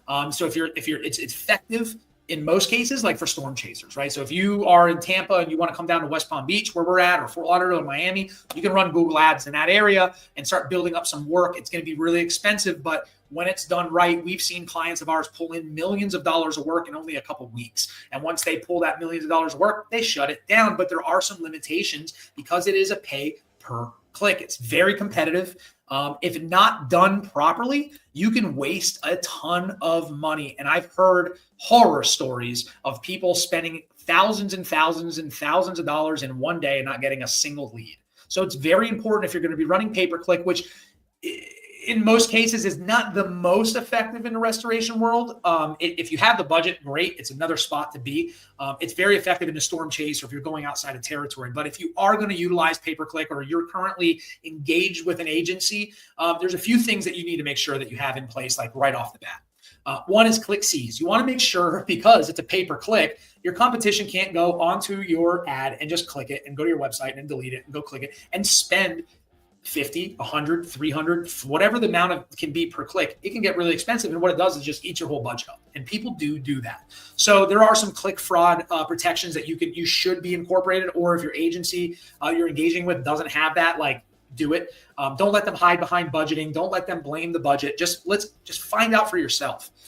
Negative keywords is a big one. At Ironclad, I think we start with 1,000 negative keywords. And what negative keywords really are things that you don't want your ad to pop up for, right? So if you think about like a property damage restoration contractor, and you're getting those calls from tenants in an apartment, You don't want those calls. They're not decision makers, right? Somebody calling up like, I found mold in my bathroom. You're like, well, call your landlord. Well, guess what? That call just cost you $75. So negative keywords are very important. So we start with around 1,000, and as time goes on, because this is a very intimate process with our team, we add more and more to that as we get to know your business, right? So the last thing we want to do is make sure we're burning up your entire budget on stuff that you don't want to be ranked for and you don't want people calling you about, okay? So making sure that before you engage with an agency, or if you're currently engaged and things maybe not working that well, or even if they're working great, check into the negative keywords and really audit that list, because agencies only know so much, right? We put our list of 1,000 together just from experience, but every territory is different. Every company is different. So you got to make sure you have your handle on that, right? We're going to talk about LSA in a second, so we're not going to get into that too much. Have a separate number via call rail. Any kind of call tracking, I highly suggest it. In fact, we almost require it for our clients here because it really gives you a good way to differentiate the different channels where the leads are coming from. They're super cheap. Put a phone number for your Google Ads, put a phone number for LSA, phone number on your Google business profile, and a phone number on your website. And then you know when that call comes in and you get your report from us, if you're a client, we can tell you where those leads are coming from, and then you can help craft your marketing budget a little bit better for the future. You want to make sure you're sending the traffic for that click, whatever you're ranking for, to the specific landing page that you want the service in, right? So relevant to the post. If it's flood, hurricane, frozen pipe, whatever the case may be, make sure you have a really high converting, well-structured, fast loading landing page that's tied to that, okay? And constantly optimize it. Pay-per-click requires so much attention. Make sure you're on top of it, or make sure whoever's managing it is on top of that, okay? So that brings me to the next spot. The Google Guarantee program, it is run through Google Ads, but it's vastly different. And I really, really see a lot of benefits for our clients with the LSA program, but I want to bring on an expert. While I'm not in the trenches every day, my job here is to help you with content and drive this bus on this Ironclad restoration marketing. But as you've seen from the past team members we brought on, we've got some real experts in our team, right, in our back, and that really help drive the results for our clients. So today, I'm really excited to welcome Yaz to the webinar. She is our senior account manager. So if you are a client, that's who you're talking to. Hopefully you're talking to her. Make sure if she's trying to schedule a recap meeting, you're present for that. She's a violinist, a fish expert, and she's also our local service ad specialist. So she is in the trenches. Not only is she taking care of most of our clients, she's leading the whole entire account management team, but she's also one of the best LSA people out there. She has over 10 years of experience managing large-scale marketing projects. She's very proficient in operations for inside and outside.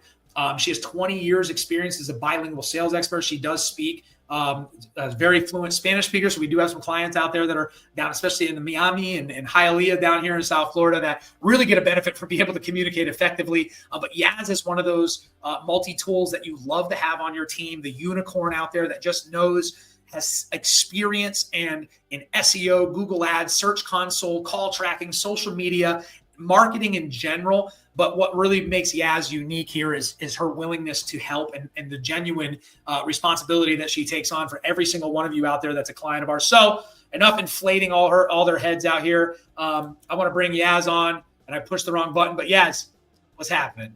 Hi, everybody. How are you? Where are you in the world? I know you're a traveling person between Colorado and South Florida. Are you in South Florida right now? No, I'm in Colorado. So I'm a little bit after the blizzard, just melting down with everything. And I don't know if everybody saw social media, but I've been posting a couple of videos with the snow and whatnot. So yeah, if you follow us on social media, you might have seen me as well if I don't talk to you on a daily. You stole my thunder. I was going to just make a joke about it. Of course I know where you are, because if you don't follow us on social media, you got to check out the latest video that Yaz just put together of freezing her butt off in the snow. If it gets like 55 degrees in South Florida, I'm like in winter clothes. So Yaz, thanks for coming on. I know, listen, out of everybody that's been here today, I'm really excited about this section because this has been like one of the most effective lead generation sources for us. It's also at the same time been a very frustrating channel to deal with, right? And I know that you've been, from the genesis of this coming in as a channel that we thought about bringing on, you've been in it. And I'm really excited to have you teach people a little bit about LSA. So just like everybody else, I'm going to kind of give you the table. I'm going to pop in and interrupt you here and there, make a funny joke. But everybody really pay attention to this section because it's a doozy, and it can make you a ton of money driving leads to your business. Yes, absolutely. So like to reiterate exactly what you were saying at the beginning or a couple of minutes ago, if you do SEO and it's organic, it's going to take a minute. If you do the Google Ads, Google My Business, you are tied to those reviews and those posts and those updates. So it's going to take some time. If you go through Google Ads, you have to be very, very specific and very conscious about all the keywords, all the negative keywords. Everything that you just mentioned is very, very accurate. But at the end of the day, this is the most cost effective, like you mentioned, for our clients, and the maximum ROI that we have found for most of everybody, whether if they are in Texas competing with really high expenditures, or they're in New York or Las Vegas or Miami. So it doesn't really matter. Everything changes and varies throughout the states, but this is the first page that you're going to be, and it rotates all the time. So you might not see yourself on the first position, but you're always going to be in between the first and the third position, rotating through the day. So depending on the hours that they're looking for, they will find you absolutely every time. And what's the difference between, I don't know if I touched on it or not, but walk people through the difference between LSA and pay-per-click, and why, I guess the psychology of why it's probably been more effective. Right. So there's a bunch of limitations when it comes to LSA so far. For example, you cannot do the pipe freezing, which is the SEO or the social media video that I just made. So for example, those kind of things specifically for season you cannot do. But when it comes to restoration, everything is already in place. So the difference in between those is the Google guarantee. So you might get the money back. You will only pay for those specific leads.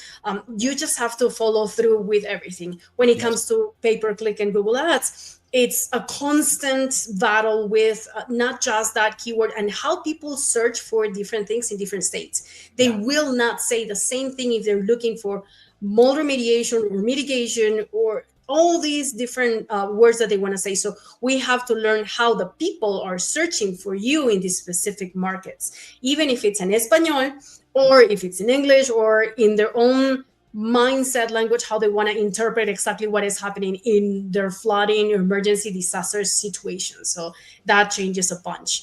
For LSA, it's just one keyword and it will always go to the same place, but it's just less competitive. But it could become more expensive. So we'll go through the budgets as well with this. And I guess, just to boil all that down on the simplest form, if any of this, like we're going to get some technical stuff in here, but on the simplest way to look at it, pay-per-click is exactly what it says. You're paying per click. LSA is a pay-per-lead model. So if you're out there buying leads from 33 Mile or Inquire Lead or whatever, LSA kind of works the same, except they guarantee the leads are going to be legitimate, which is huge because, and that's, I guess, why they're such a pain in the butt, and there's limitations on there, because if Google's going to put their money where their mouth is, you're going to have to follow some rules here. So let's move on, and I'm going to slide this over here so you can talk about, as you mentioned, there is quite some limitations on this, but there is an approval process. Not anybody can just get on and run local service ads, correct?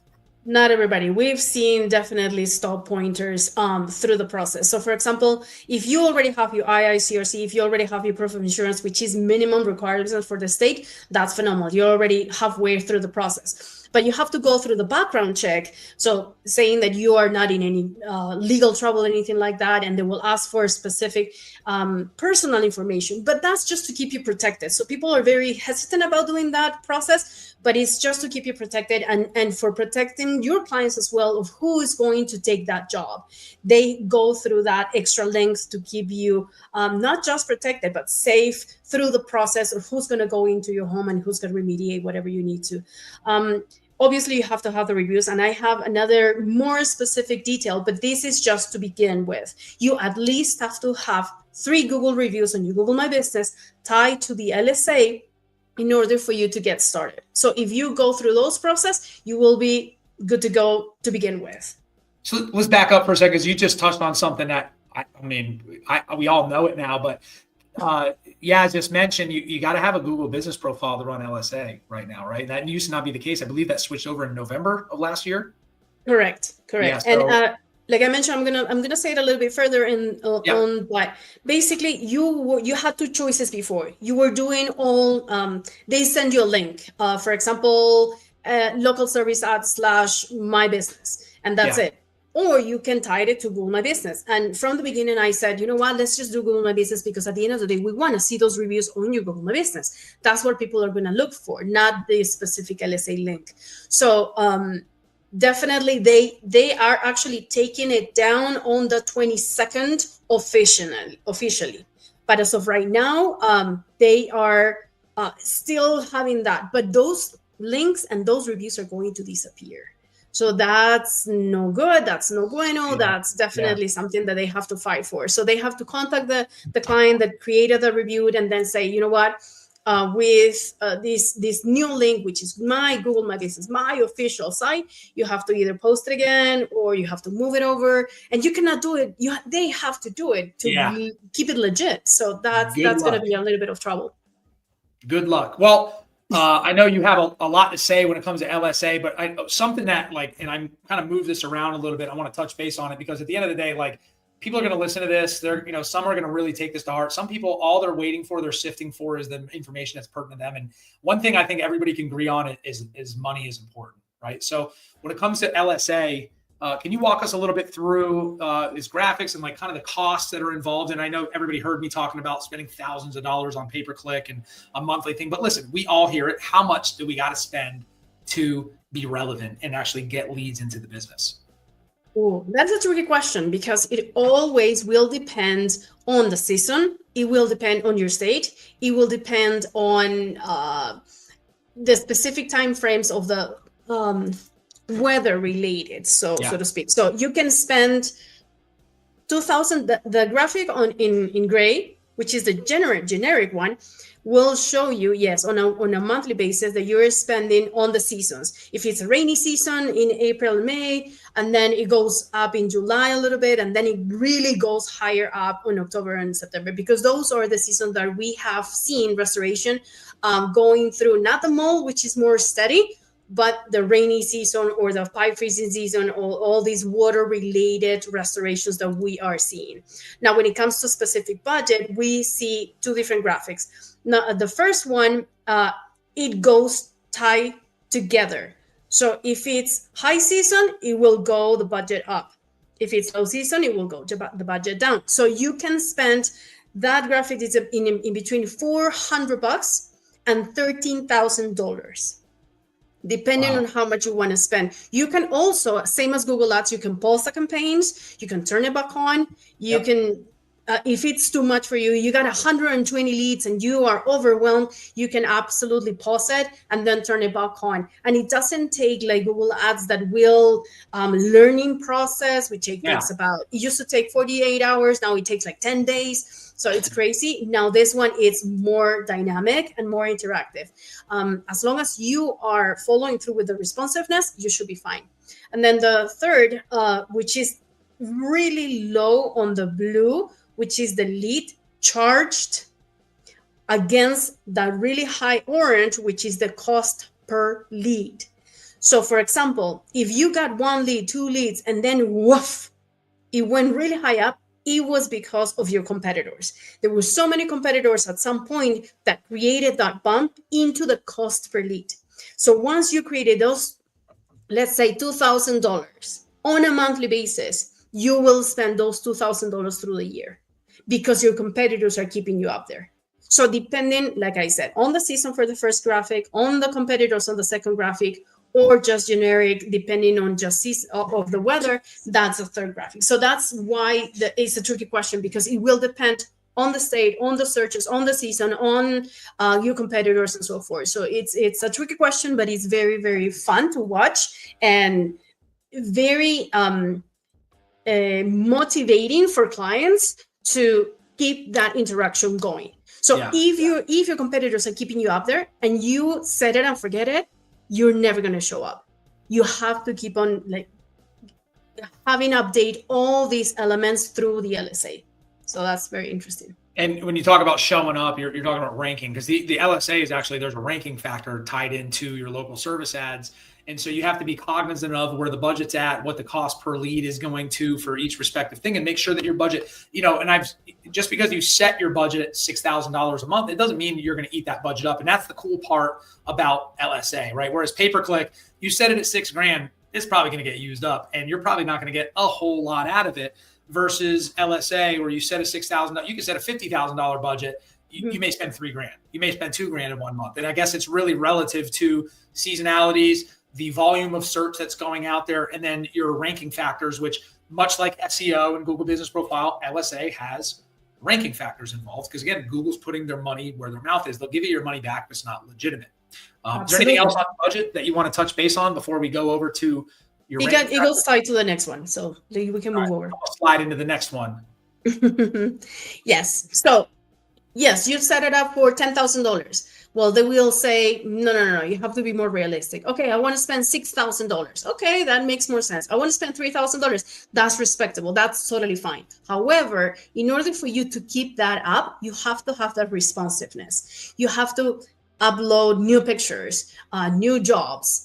If you have those calls, if you have those messages coming in, immediately answer, immediately follow through, immediately go to used to go the app. That's why I did that. But the app went away on the 6th of January. So now you have to go on the computer. Now, if you're not going to do it on a daily basis or having someone in the office to do it all the time, at least on a weekly basis, you're supposed to have that. The tie to Google My Business Profile, the calls and the messages, responsiveness. If you are the season change and you are not having any water or rain coming in, but you know that mold is going to be predominant at that time, then you change the jobs. If you want to have another construction or commercial throughout the restoration, then you add that service. Every time you do some movement, it's going to help you show up better and faster into the first position.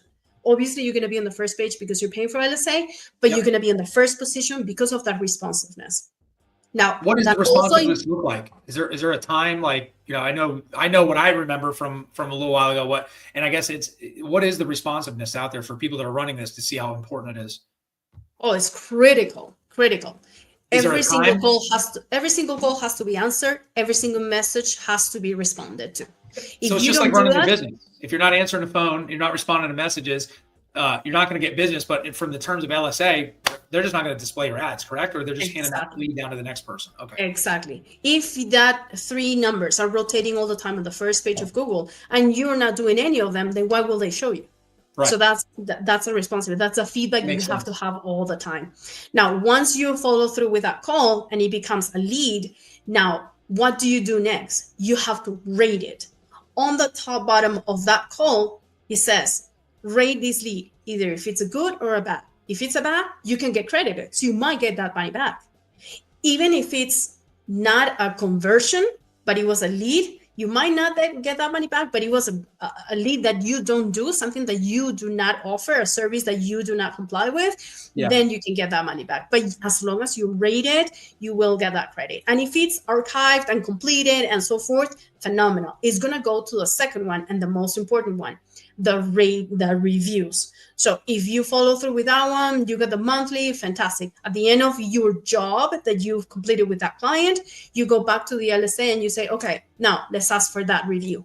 And that review is going to pump you up, not just because LSA and the responsiveness, but also it's going to be tied to Google My Business and it's help you out on the SEO and everything, on all the other 4 levels that you can be shown on the first page of Google. LSA, Google My pay-per-click, Google My Business, and SEO. So it's going to help throughout everything if you do that last step on the LSA. That's why it's critical to do it at least once a week for the rating and the reviews, but every single call and message for the responsiveness of LSA.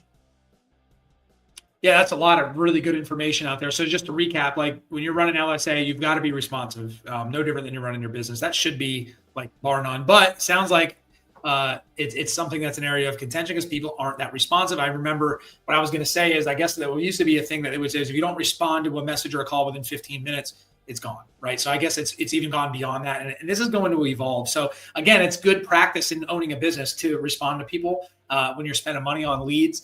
Make sure you rate those leads that come in like as soon as possible. And I know, as you said, at least once a week, but like, look, if you're spending money on this, you should be checking this a lot more often, right? Or if you're paying somebody to manage it, this is something if you're going to get into bed with an agency or you do it yourself, you've got to really understand all this stuff that Yaz has talked about, how important it is for you to be present in this process. If you're not going to get anything out of it. And guess what? You're going to badmouth whoever it is that's running your stuff because it's not working, right? No different than Yaz as an account manager going over monthly reviews with clients. It's super important, guys. If you're paying a marketing agency and they should be sending you analytics and you should be scheduling a minimum monthly review call, you got to be there.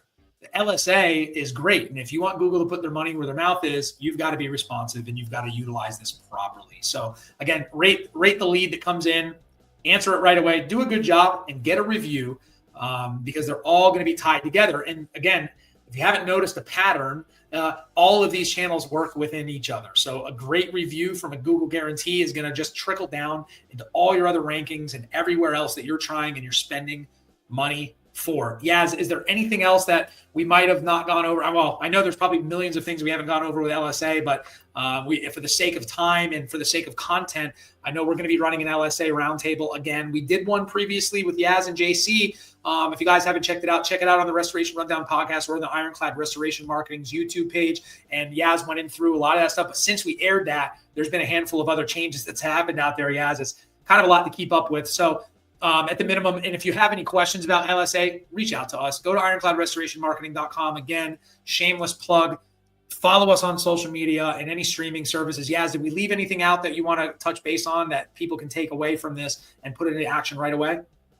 Couple of things. Number one, the checklist that we have on our website is going to help you exponentially better. So that way you can actually see everything that you went through. And the second one is the location. So before it used to be zip codes, it used to be cities. Now you can do all the way to counties. And it has been working a lot. Even if you are, because the cities are within your business profile location, you can actually on LSA do some other locations when it comes to counties or cities. So test that out. It really helps a lot just to expand your audience. So that will definitely trigger something else for you. Awesome. Thank you so much, Yaz, for your time. I know you've probably got about 900 missed calls in this last 20 minutes that you've got in there. So I'll let you get back out to it. And just like JC and Nikki, I'm kicking your butt out of the webinar. Thank you for all your input. We'll be talking to you soon. See ya. Thank you. All right, guys, big round of applause for the Ironclad team. Unfortunately, you're going to have to listen to me for the rest of this webinar. We're about a little over 2 hours in. This is much longer than we normally do, but all of this information is super important for you guys to understand for this year moving forward. And just remember, when it comes to LSA and pay-per-click, there's a lot of testing that goes in, right? You've got to learn how things are going to work for each respective client. So be careful out there when you're running them. Utilize resources out there. They're free. You can really get a lot of insight into what you should be doing here when it comes to running Google Ads for your business. Now, I want to recap the last 3 sections here real quick.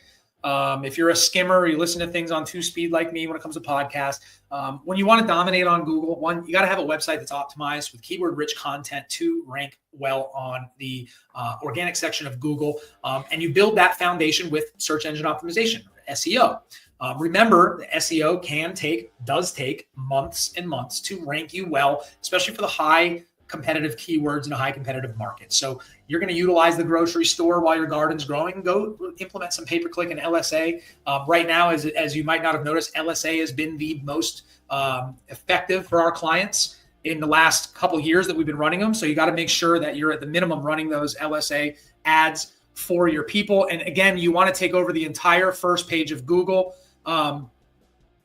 You need to make sure that you have all of that real estate on Google, organic, ads, and your Google Maps section, which is tied to the Google business profile. Again, you see YouTube on this slide if you're watching it.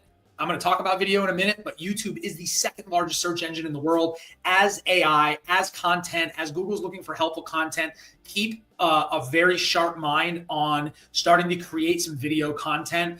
Something we're going to be rolling out here in 2025 for Ironclad Restoration Marketing. I'm announcing it right now as our 100th episode. We are going to be offering some video marketing services for our clients because it is super important, one, for rankings and things like that, but again, for conversions and to build that trust for your target clients. Video is one of the most important channels that you're going to be wanting to look out for your business, okay?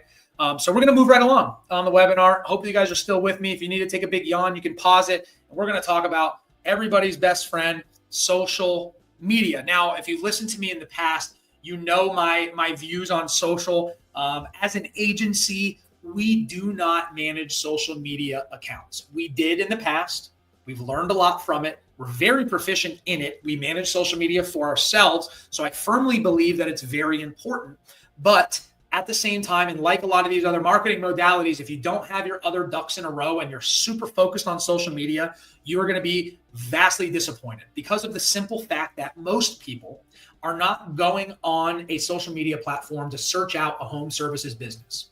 What social media is, to me, is a branding play. It's a very important aspect of your business brand, okay? So claim your Facebooks, claim your TikTok, claim your Instagram, your Twitter, Pinterest, anything that's relative to your business. I would get them all because at the end of the day, they're tangible branded assets that, one, can be used for top of mind referral mentality. So having Facebook posts, running Facebook ads, Instagram, TikTok videos, all that's great to show off your company brand. But are people going onto these platforms and looking for specific job services? If my house floods, most likely I'm not going to go on Facebook or TikTok and look at it. But if I go on Google and I find so-and-so company, and I'm like, well, wait a minute, I've seen that ad. I've seen that company. They're posting all the time. They're sponsored my kids' baseball team last year. I know who those guys are. I can trust them. That's a great spot for social media. All right. So why we don't run it is agencies become a bottleneck for social, right? To effectively have a well-done social media account for your restoration business, it takes a lot of work, right? Posting on social media is the easiest part about social media, but it's social for a reason because it's a two-way street. Posting and engagement and content are huge. If you are paying an agency to manage your social media, let's just pick Instagram, right?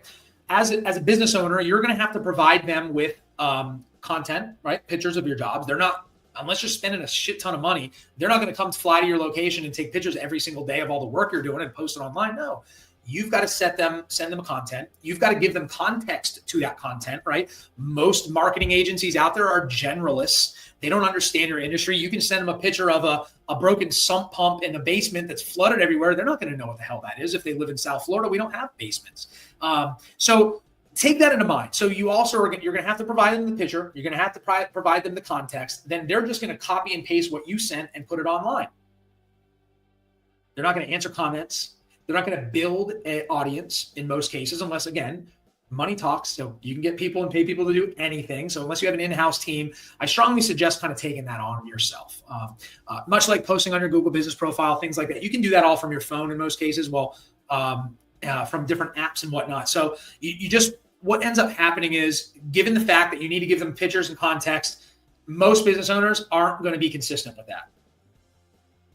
So think about it like that. So you're going to end up becoming the thing that makes the social media not work, versus just bringing it in-house, having a process where somebody in your office, that's their responsibility, 3 times a week, post on every one of the platforms and utilize it. So just my little rant is over about that.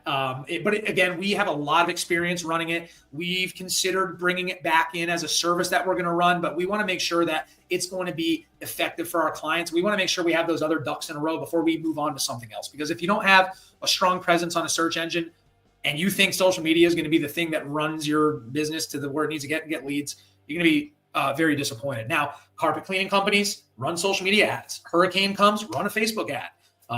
We see there's a lot of benefit there. I'm not saying it's not there, but as far as spending money and a pantheon of all the things you need to be doing, don't waste your money.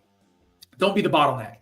But if you are going to post and you have a good process in place, here's a few things that you want to post. Make sure you're posting things that are relative to the types of jobs that you want to get, right? Where you can show off before and afters. You can build that social proof that Nikki talked about when it comes to your Google business profile and putting these updates in there. Social media is a great place for that, right? People are scrolling. It's so hard to cut through the noise. Your business is boring to most people. Like, I'm not going to pick this up in the middle of a conference and just start searching through, my Facebook feed and stopping at a before and after of a frozen pipe. Like, not going to happen. But you're building this equity here of content that's consumable, that just creates this omnipresent visibility for your business. Okay. Answer frequently asked questions. Use video.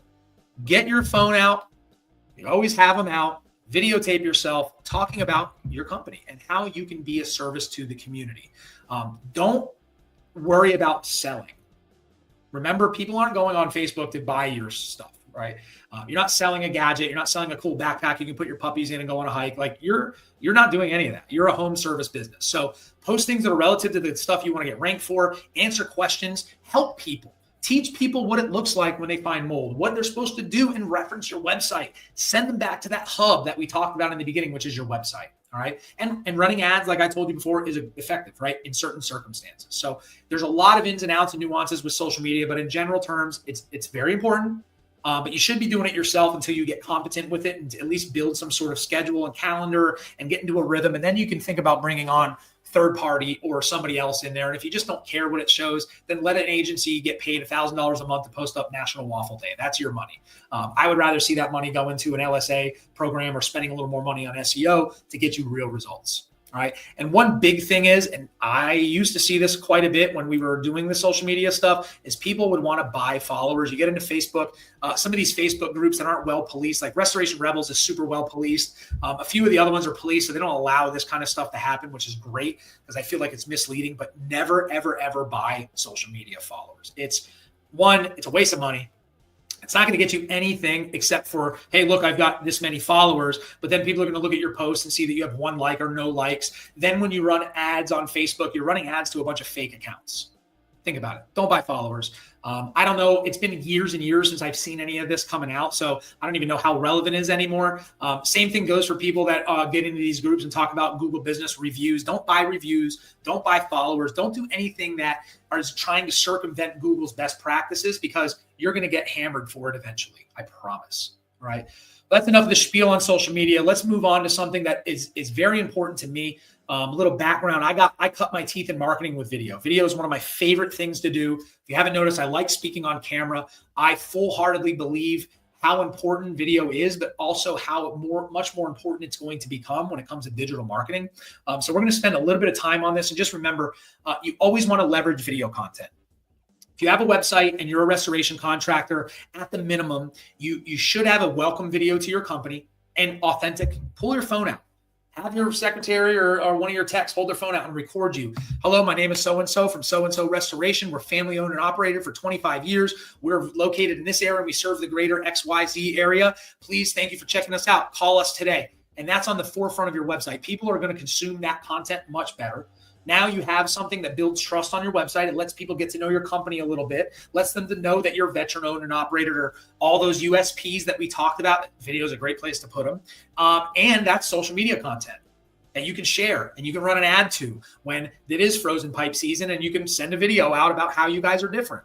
YouTube is the second largest search engine. So the fact that you're not leveraging that is probably not good, and it's to your detriment. All right. And when it comes to video content, again, don't ask for the sale. This is what the purpose of it is to create helpful content to help the people in your community that you serve remediate their property damage or whatever type of service you offer. If you're listening to this and you're not a restorer, the same principle applies to any home service business. All right. You can build case studies. You can film a job right when you go in from step 1 of shaking a hand. Think reality show. Shaking a hand, tearing out the drywall, remediating the mold, scrubbing the air, putting the stuff back, shaking the hand afterwards, and the people super elated, and let them give you a video testimonial. Think about how powerful something like that would be for your business, for converting eyeballs into sales.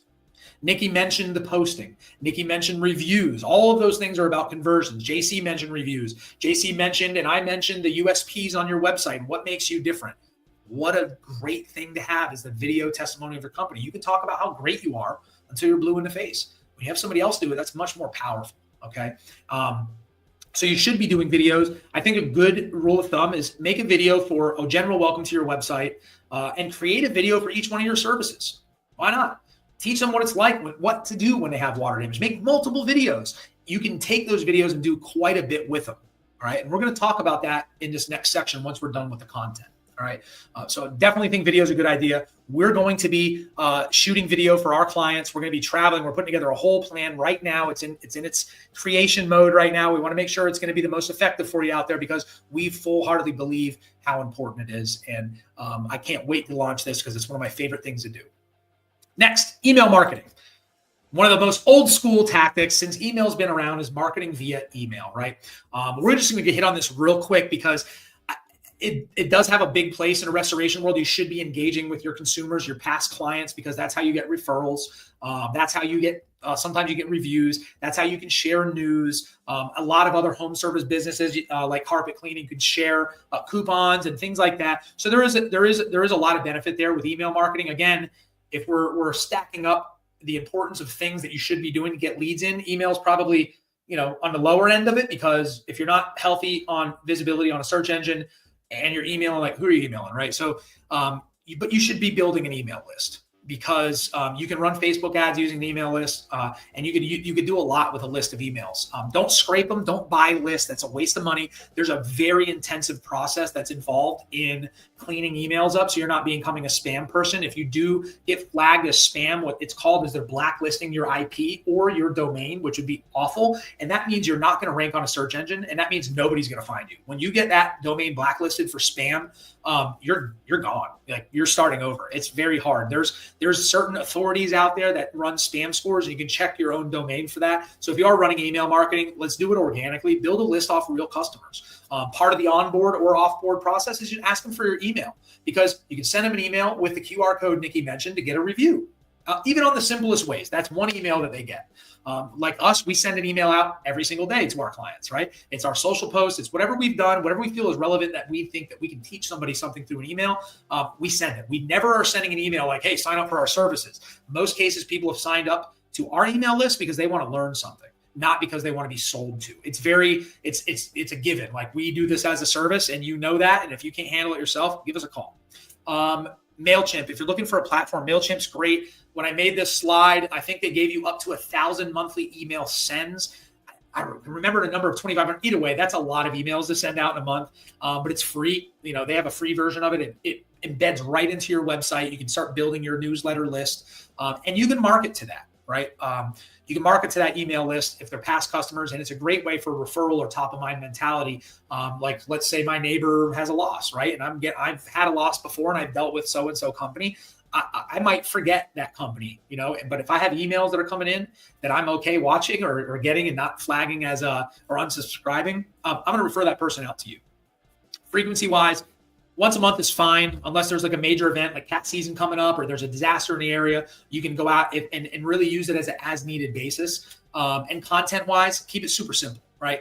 Not more than 2 to 3 sentences. Keep it graphic. Make sure you link that email to something, to your website, to a landing page, to whatever the purpose of the email is. Bring it somewhere else so they can just get a glance at it. Like, oh, that's interesting. Let's click that. Don't be invasive when it comes to email marketing. All right.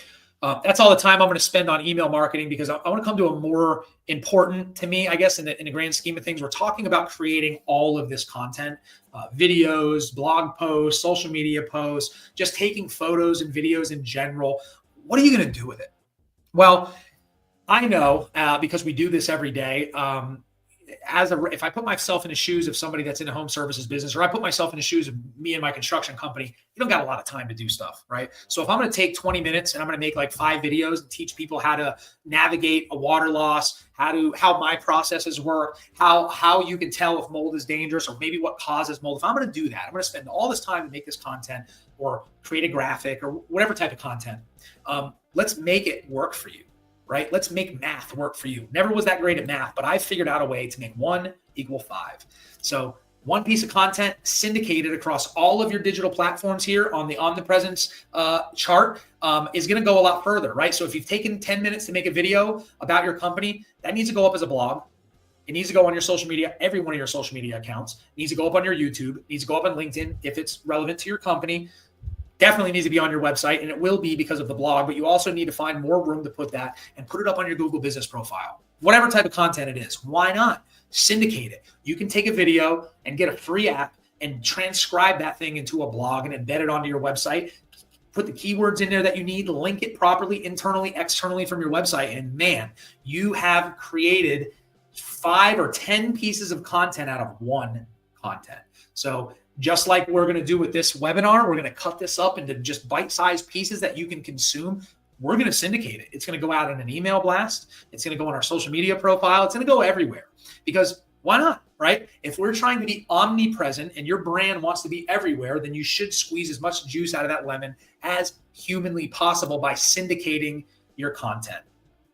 Now, as we start to wrap this up, a very important area is tracking and measuring your results. Every one of myself, JC, Yaz, Nikki has all talked about monitoring data, right? There is no such thing as direct response type of marketing, outside of some very outliers.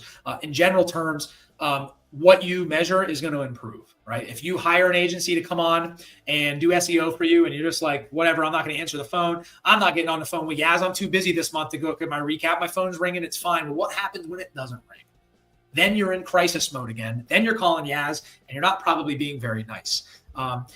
When the reality is, if you've been present in these marketing and you've been tracking results, you are already going to be ahead of, like our team is already ahead of most problems before they even come across your table. You're already going to be there, right? So at the minimum for yourself, you should implement call tracking. Like I mentioned, we almost require it to be a client of ours because it's so important in divulging where your money is being spent and if it's actually making you any money. And we started doing it because we had clients that no matter how many phone calls we knew they were getting, they would say it's not working. So let's cut that out. Let's not hide away. And you can't hide away from a call tracking report. We like to use CallRail. It's very easy. It's very cheap. And it gives you just another option out there to kind of figure out and craft your marketing budget. I mentioned before, you should have a separate phone number for all the different channels. You don't have to do that, but it's a good idea. It's not much money.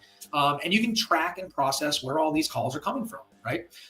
You should have access to your Google Analytics. Part of any marketing agency that's worth their salt, they should be reviewing your monthly analytics via Google Analytics every month. But the beautiful thing about being a present business owner is with access to your Google Analytics, you can watch this in real time. You're able to see how many people visited your website. You're able to see things like a bounce rate, which are the percentage of people that don't look past page 1. You're able to see how long they're spending on your website. So you can look at these conversion metrics and really make educated decisions on making changes to either your strategy or the aesthetics of your website to help increase those conversion numbers. Remember, traffic costs money. Conversions are free. Google Analytics is a great tool to kind of gut check you and do a health check on what things are, what is happening with your business, okay? And you should be monitoring this frequently. When I, had more time, I was always watching Google Analytics and just obsessing over it. I don't say do that, but you should at least be competent and understand what it means. Your agency should be going over this stuff and what it means. Hide away from the agencies that are like, oh, here's your top 3 keywords and look at the movement. No. You want to look at an overall portfolio of what's going on, not just keywords. Keywords is just an indicator that things are moving in the right direction. So, engage your agency about what you should be looking for. Educate yourself as to what you should be looking for. You're going to get a lot more bang for your buck, and you're going to probably be a lot more happy with the agency that you're using. Okay.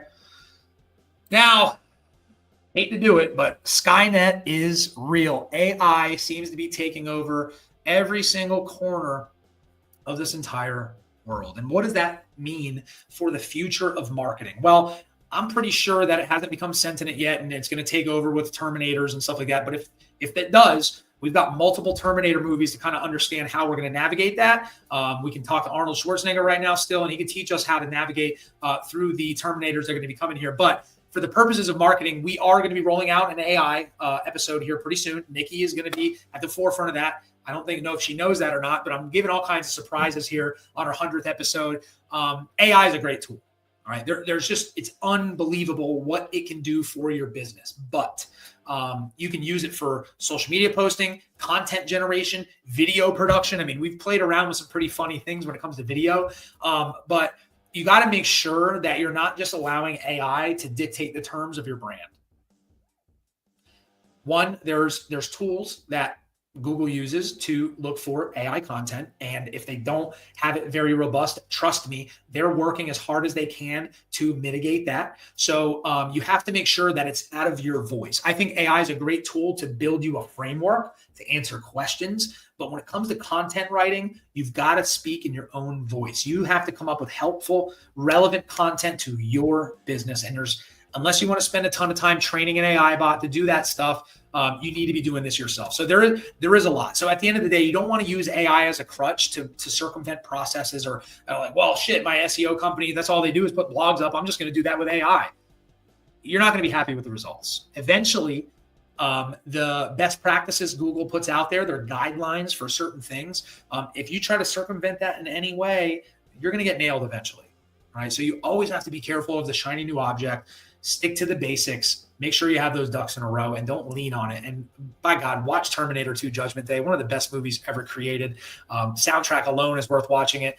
That's enough of my spiel about AI. And that's kind of the end of this webinar. I want to thank you guys. We went quite a bit longer than I wanted to, but I think that there was a lot of great information out there. I'm super thankful for my team for coming on and helping me out a little bit. I want to hear from you guys. Also, so if there's anything that stuck out at you, anything that we might have missed that you need to learn about, drop a comment anywhere that you're watching this, shoot us an email, give us a call. I want to hear from you. But let's recap. One of the most important things you need to be doing for your business right now is identifying who it is you want to sell to. Once you figure that out, you need to craft the message, put that messaging onto your website and all of your digital marketing channels. All right. Implement SEO, pay-per-click, Google Business Profile Management right away. If I was going to start a restoration company right now, that's what I would be doing, and I would win no matter where I was. Social media, great tool for top of mind referral mentality type of leads. Will not directly, in most cases, get you work in the restoration world. And at the end of the day, you need to make sure that you are omnipresent, meaning you need to have your brand visible anywhere. You can call it multi-channel marketing. You can't call it omni-channel. I like omni-channel just because it's more, all of your channels are kind of pointed in the same direction, especially when we're talking about syndication. One piece of content is going to go everywhere. So it's not like multi-channel where you've got different types of content out there everywhere, but as an omni-channel portfolio, you're going to end up multi-channel anyways. But just make sure you're not disjointed in that case. And again, if you need any help at all, here's some ways. It's up on the screen to get a hold of us. If you're listening to this, simply just go to ironcladrestorationmarketing.com. I would love it if you would subscribe to our channels, follow us on Facebook, on Instagram, check out the Restoration Rundown podcast on any place that streams podcasts. We're there. I would love to hear feedback from you. It really helps us help our this industry out because that's what we're out here to do. And with that being said, we're going to wrap up the 2025 No BS Internet Marketing Plan for you. I hope you got a lot out of this webinar. If you have any questions, like I said before, please feel free to reach out. I'm super excited about the future of Ironclad Restoration Marketing here. I'm very excited to be bringing you guys content that's going to help you change the game and get you on the right track to getting the leads you need for your business. Until next time, we'll talk to you then.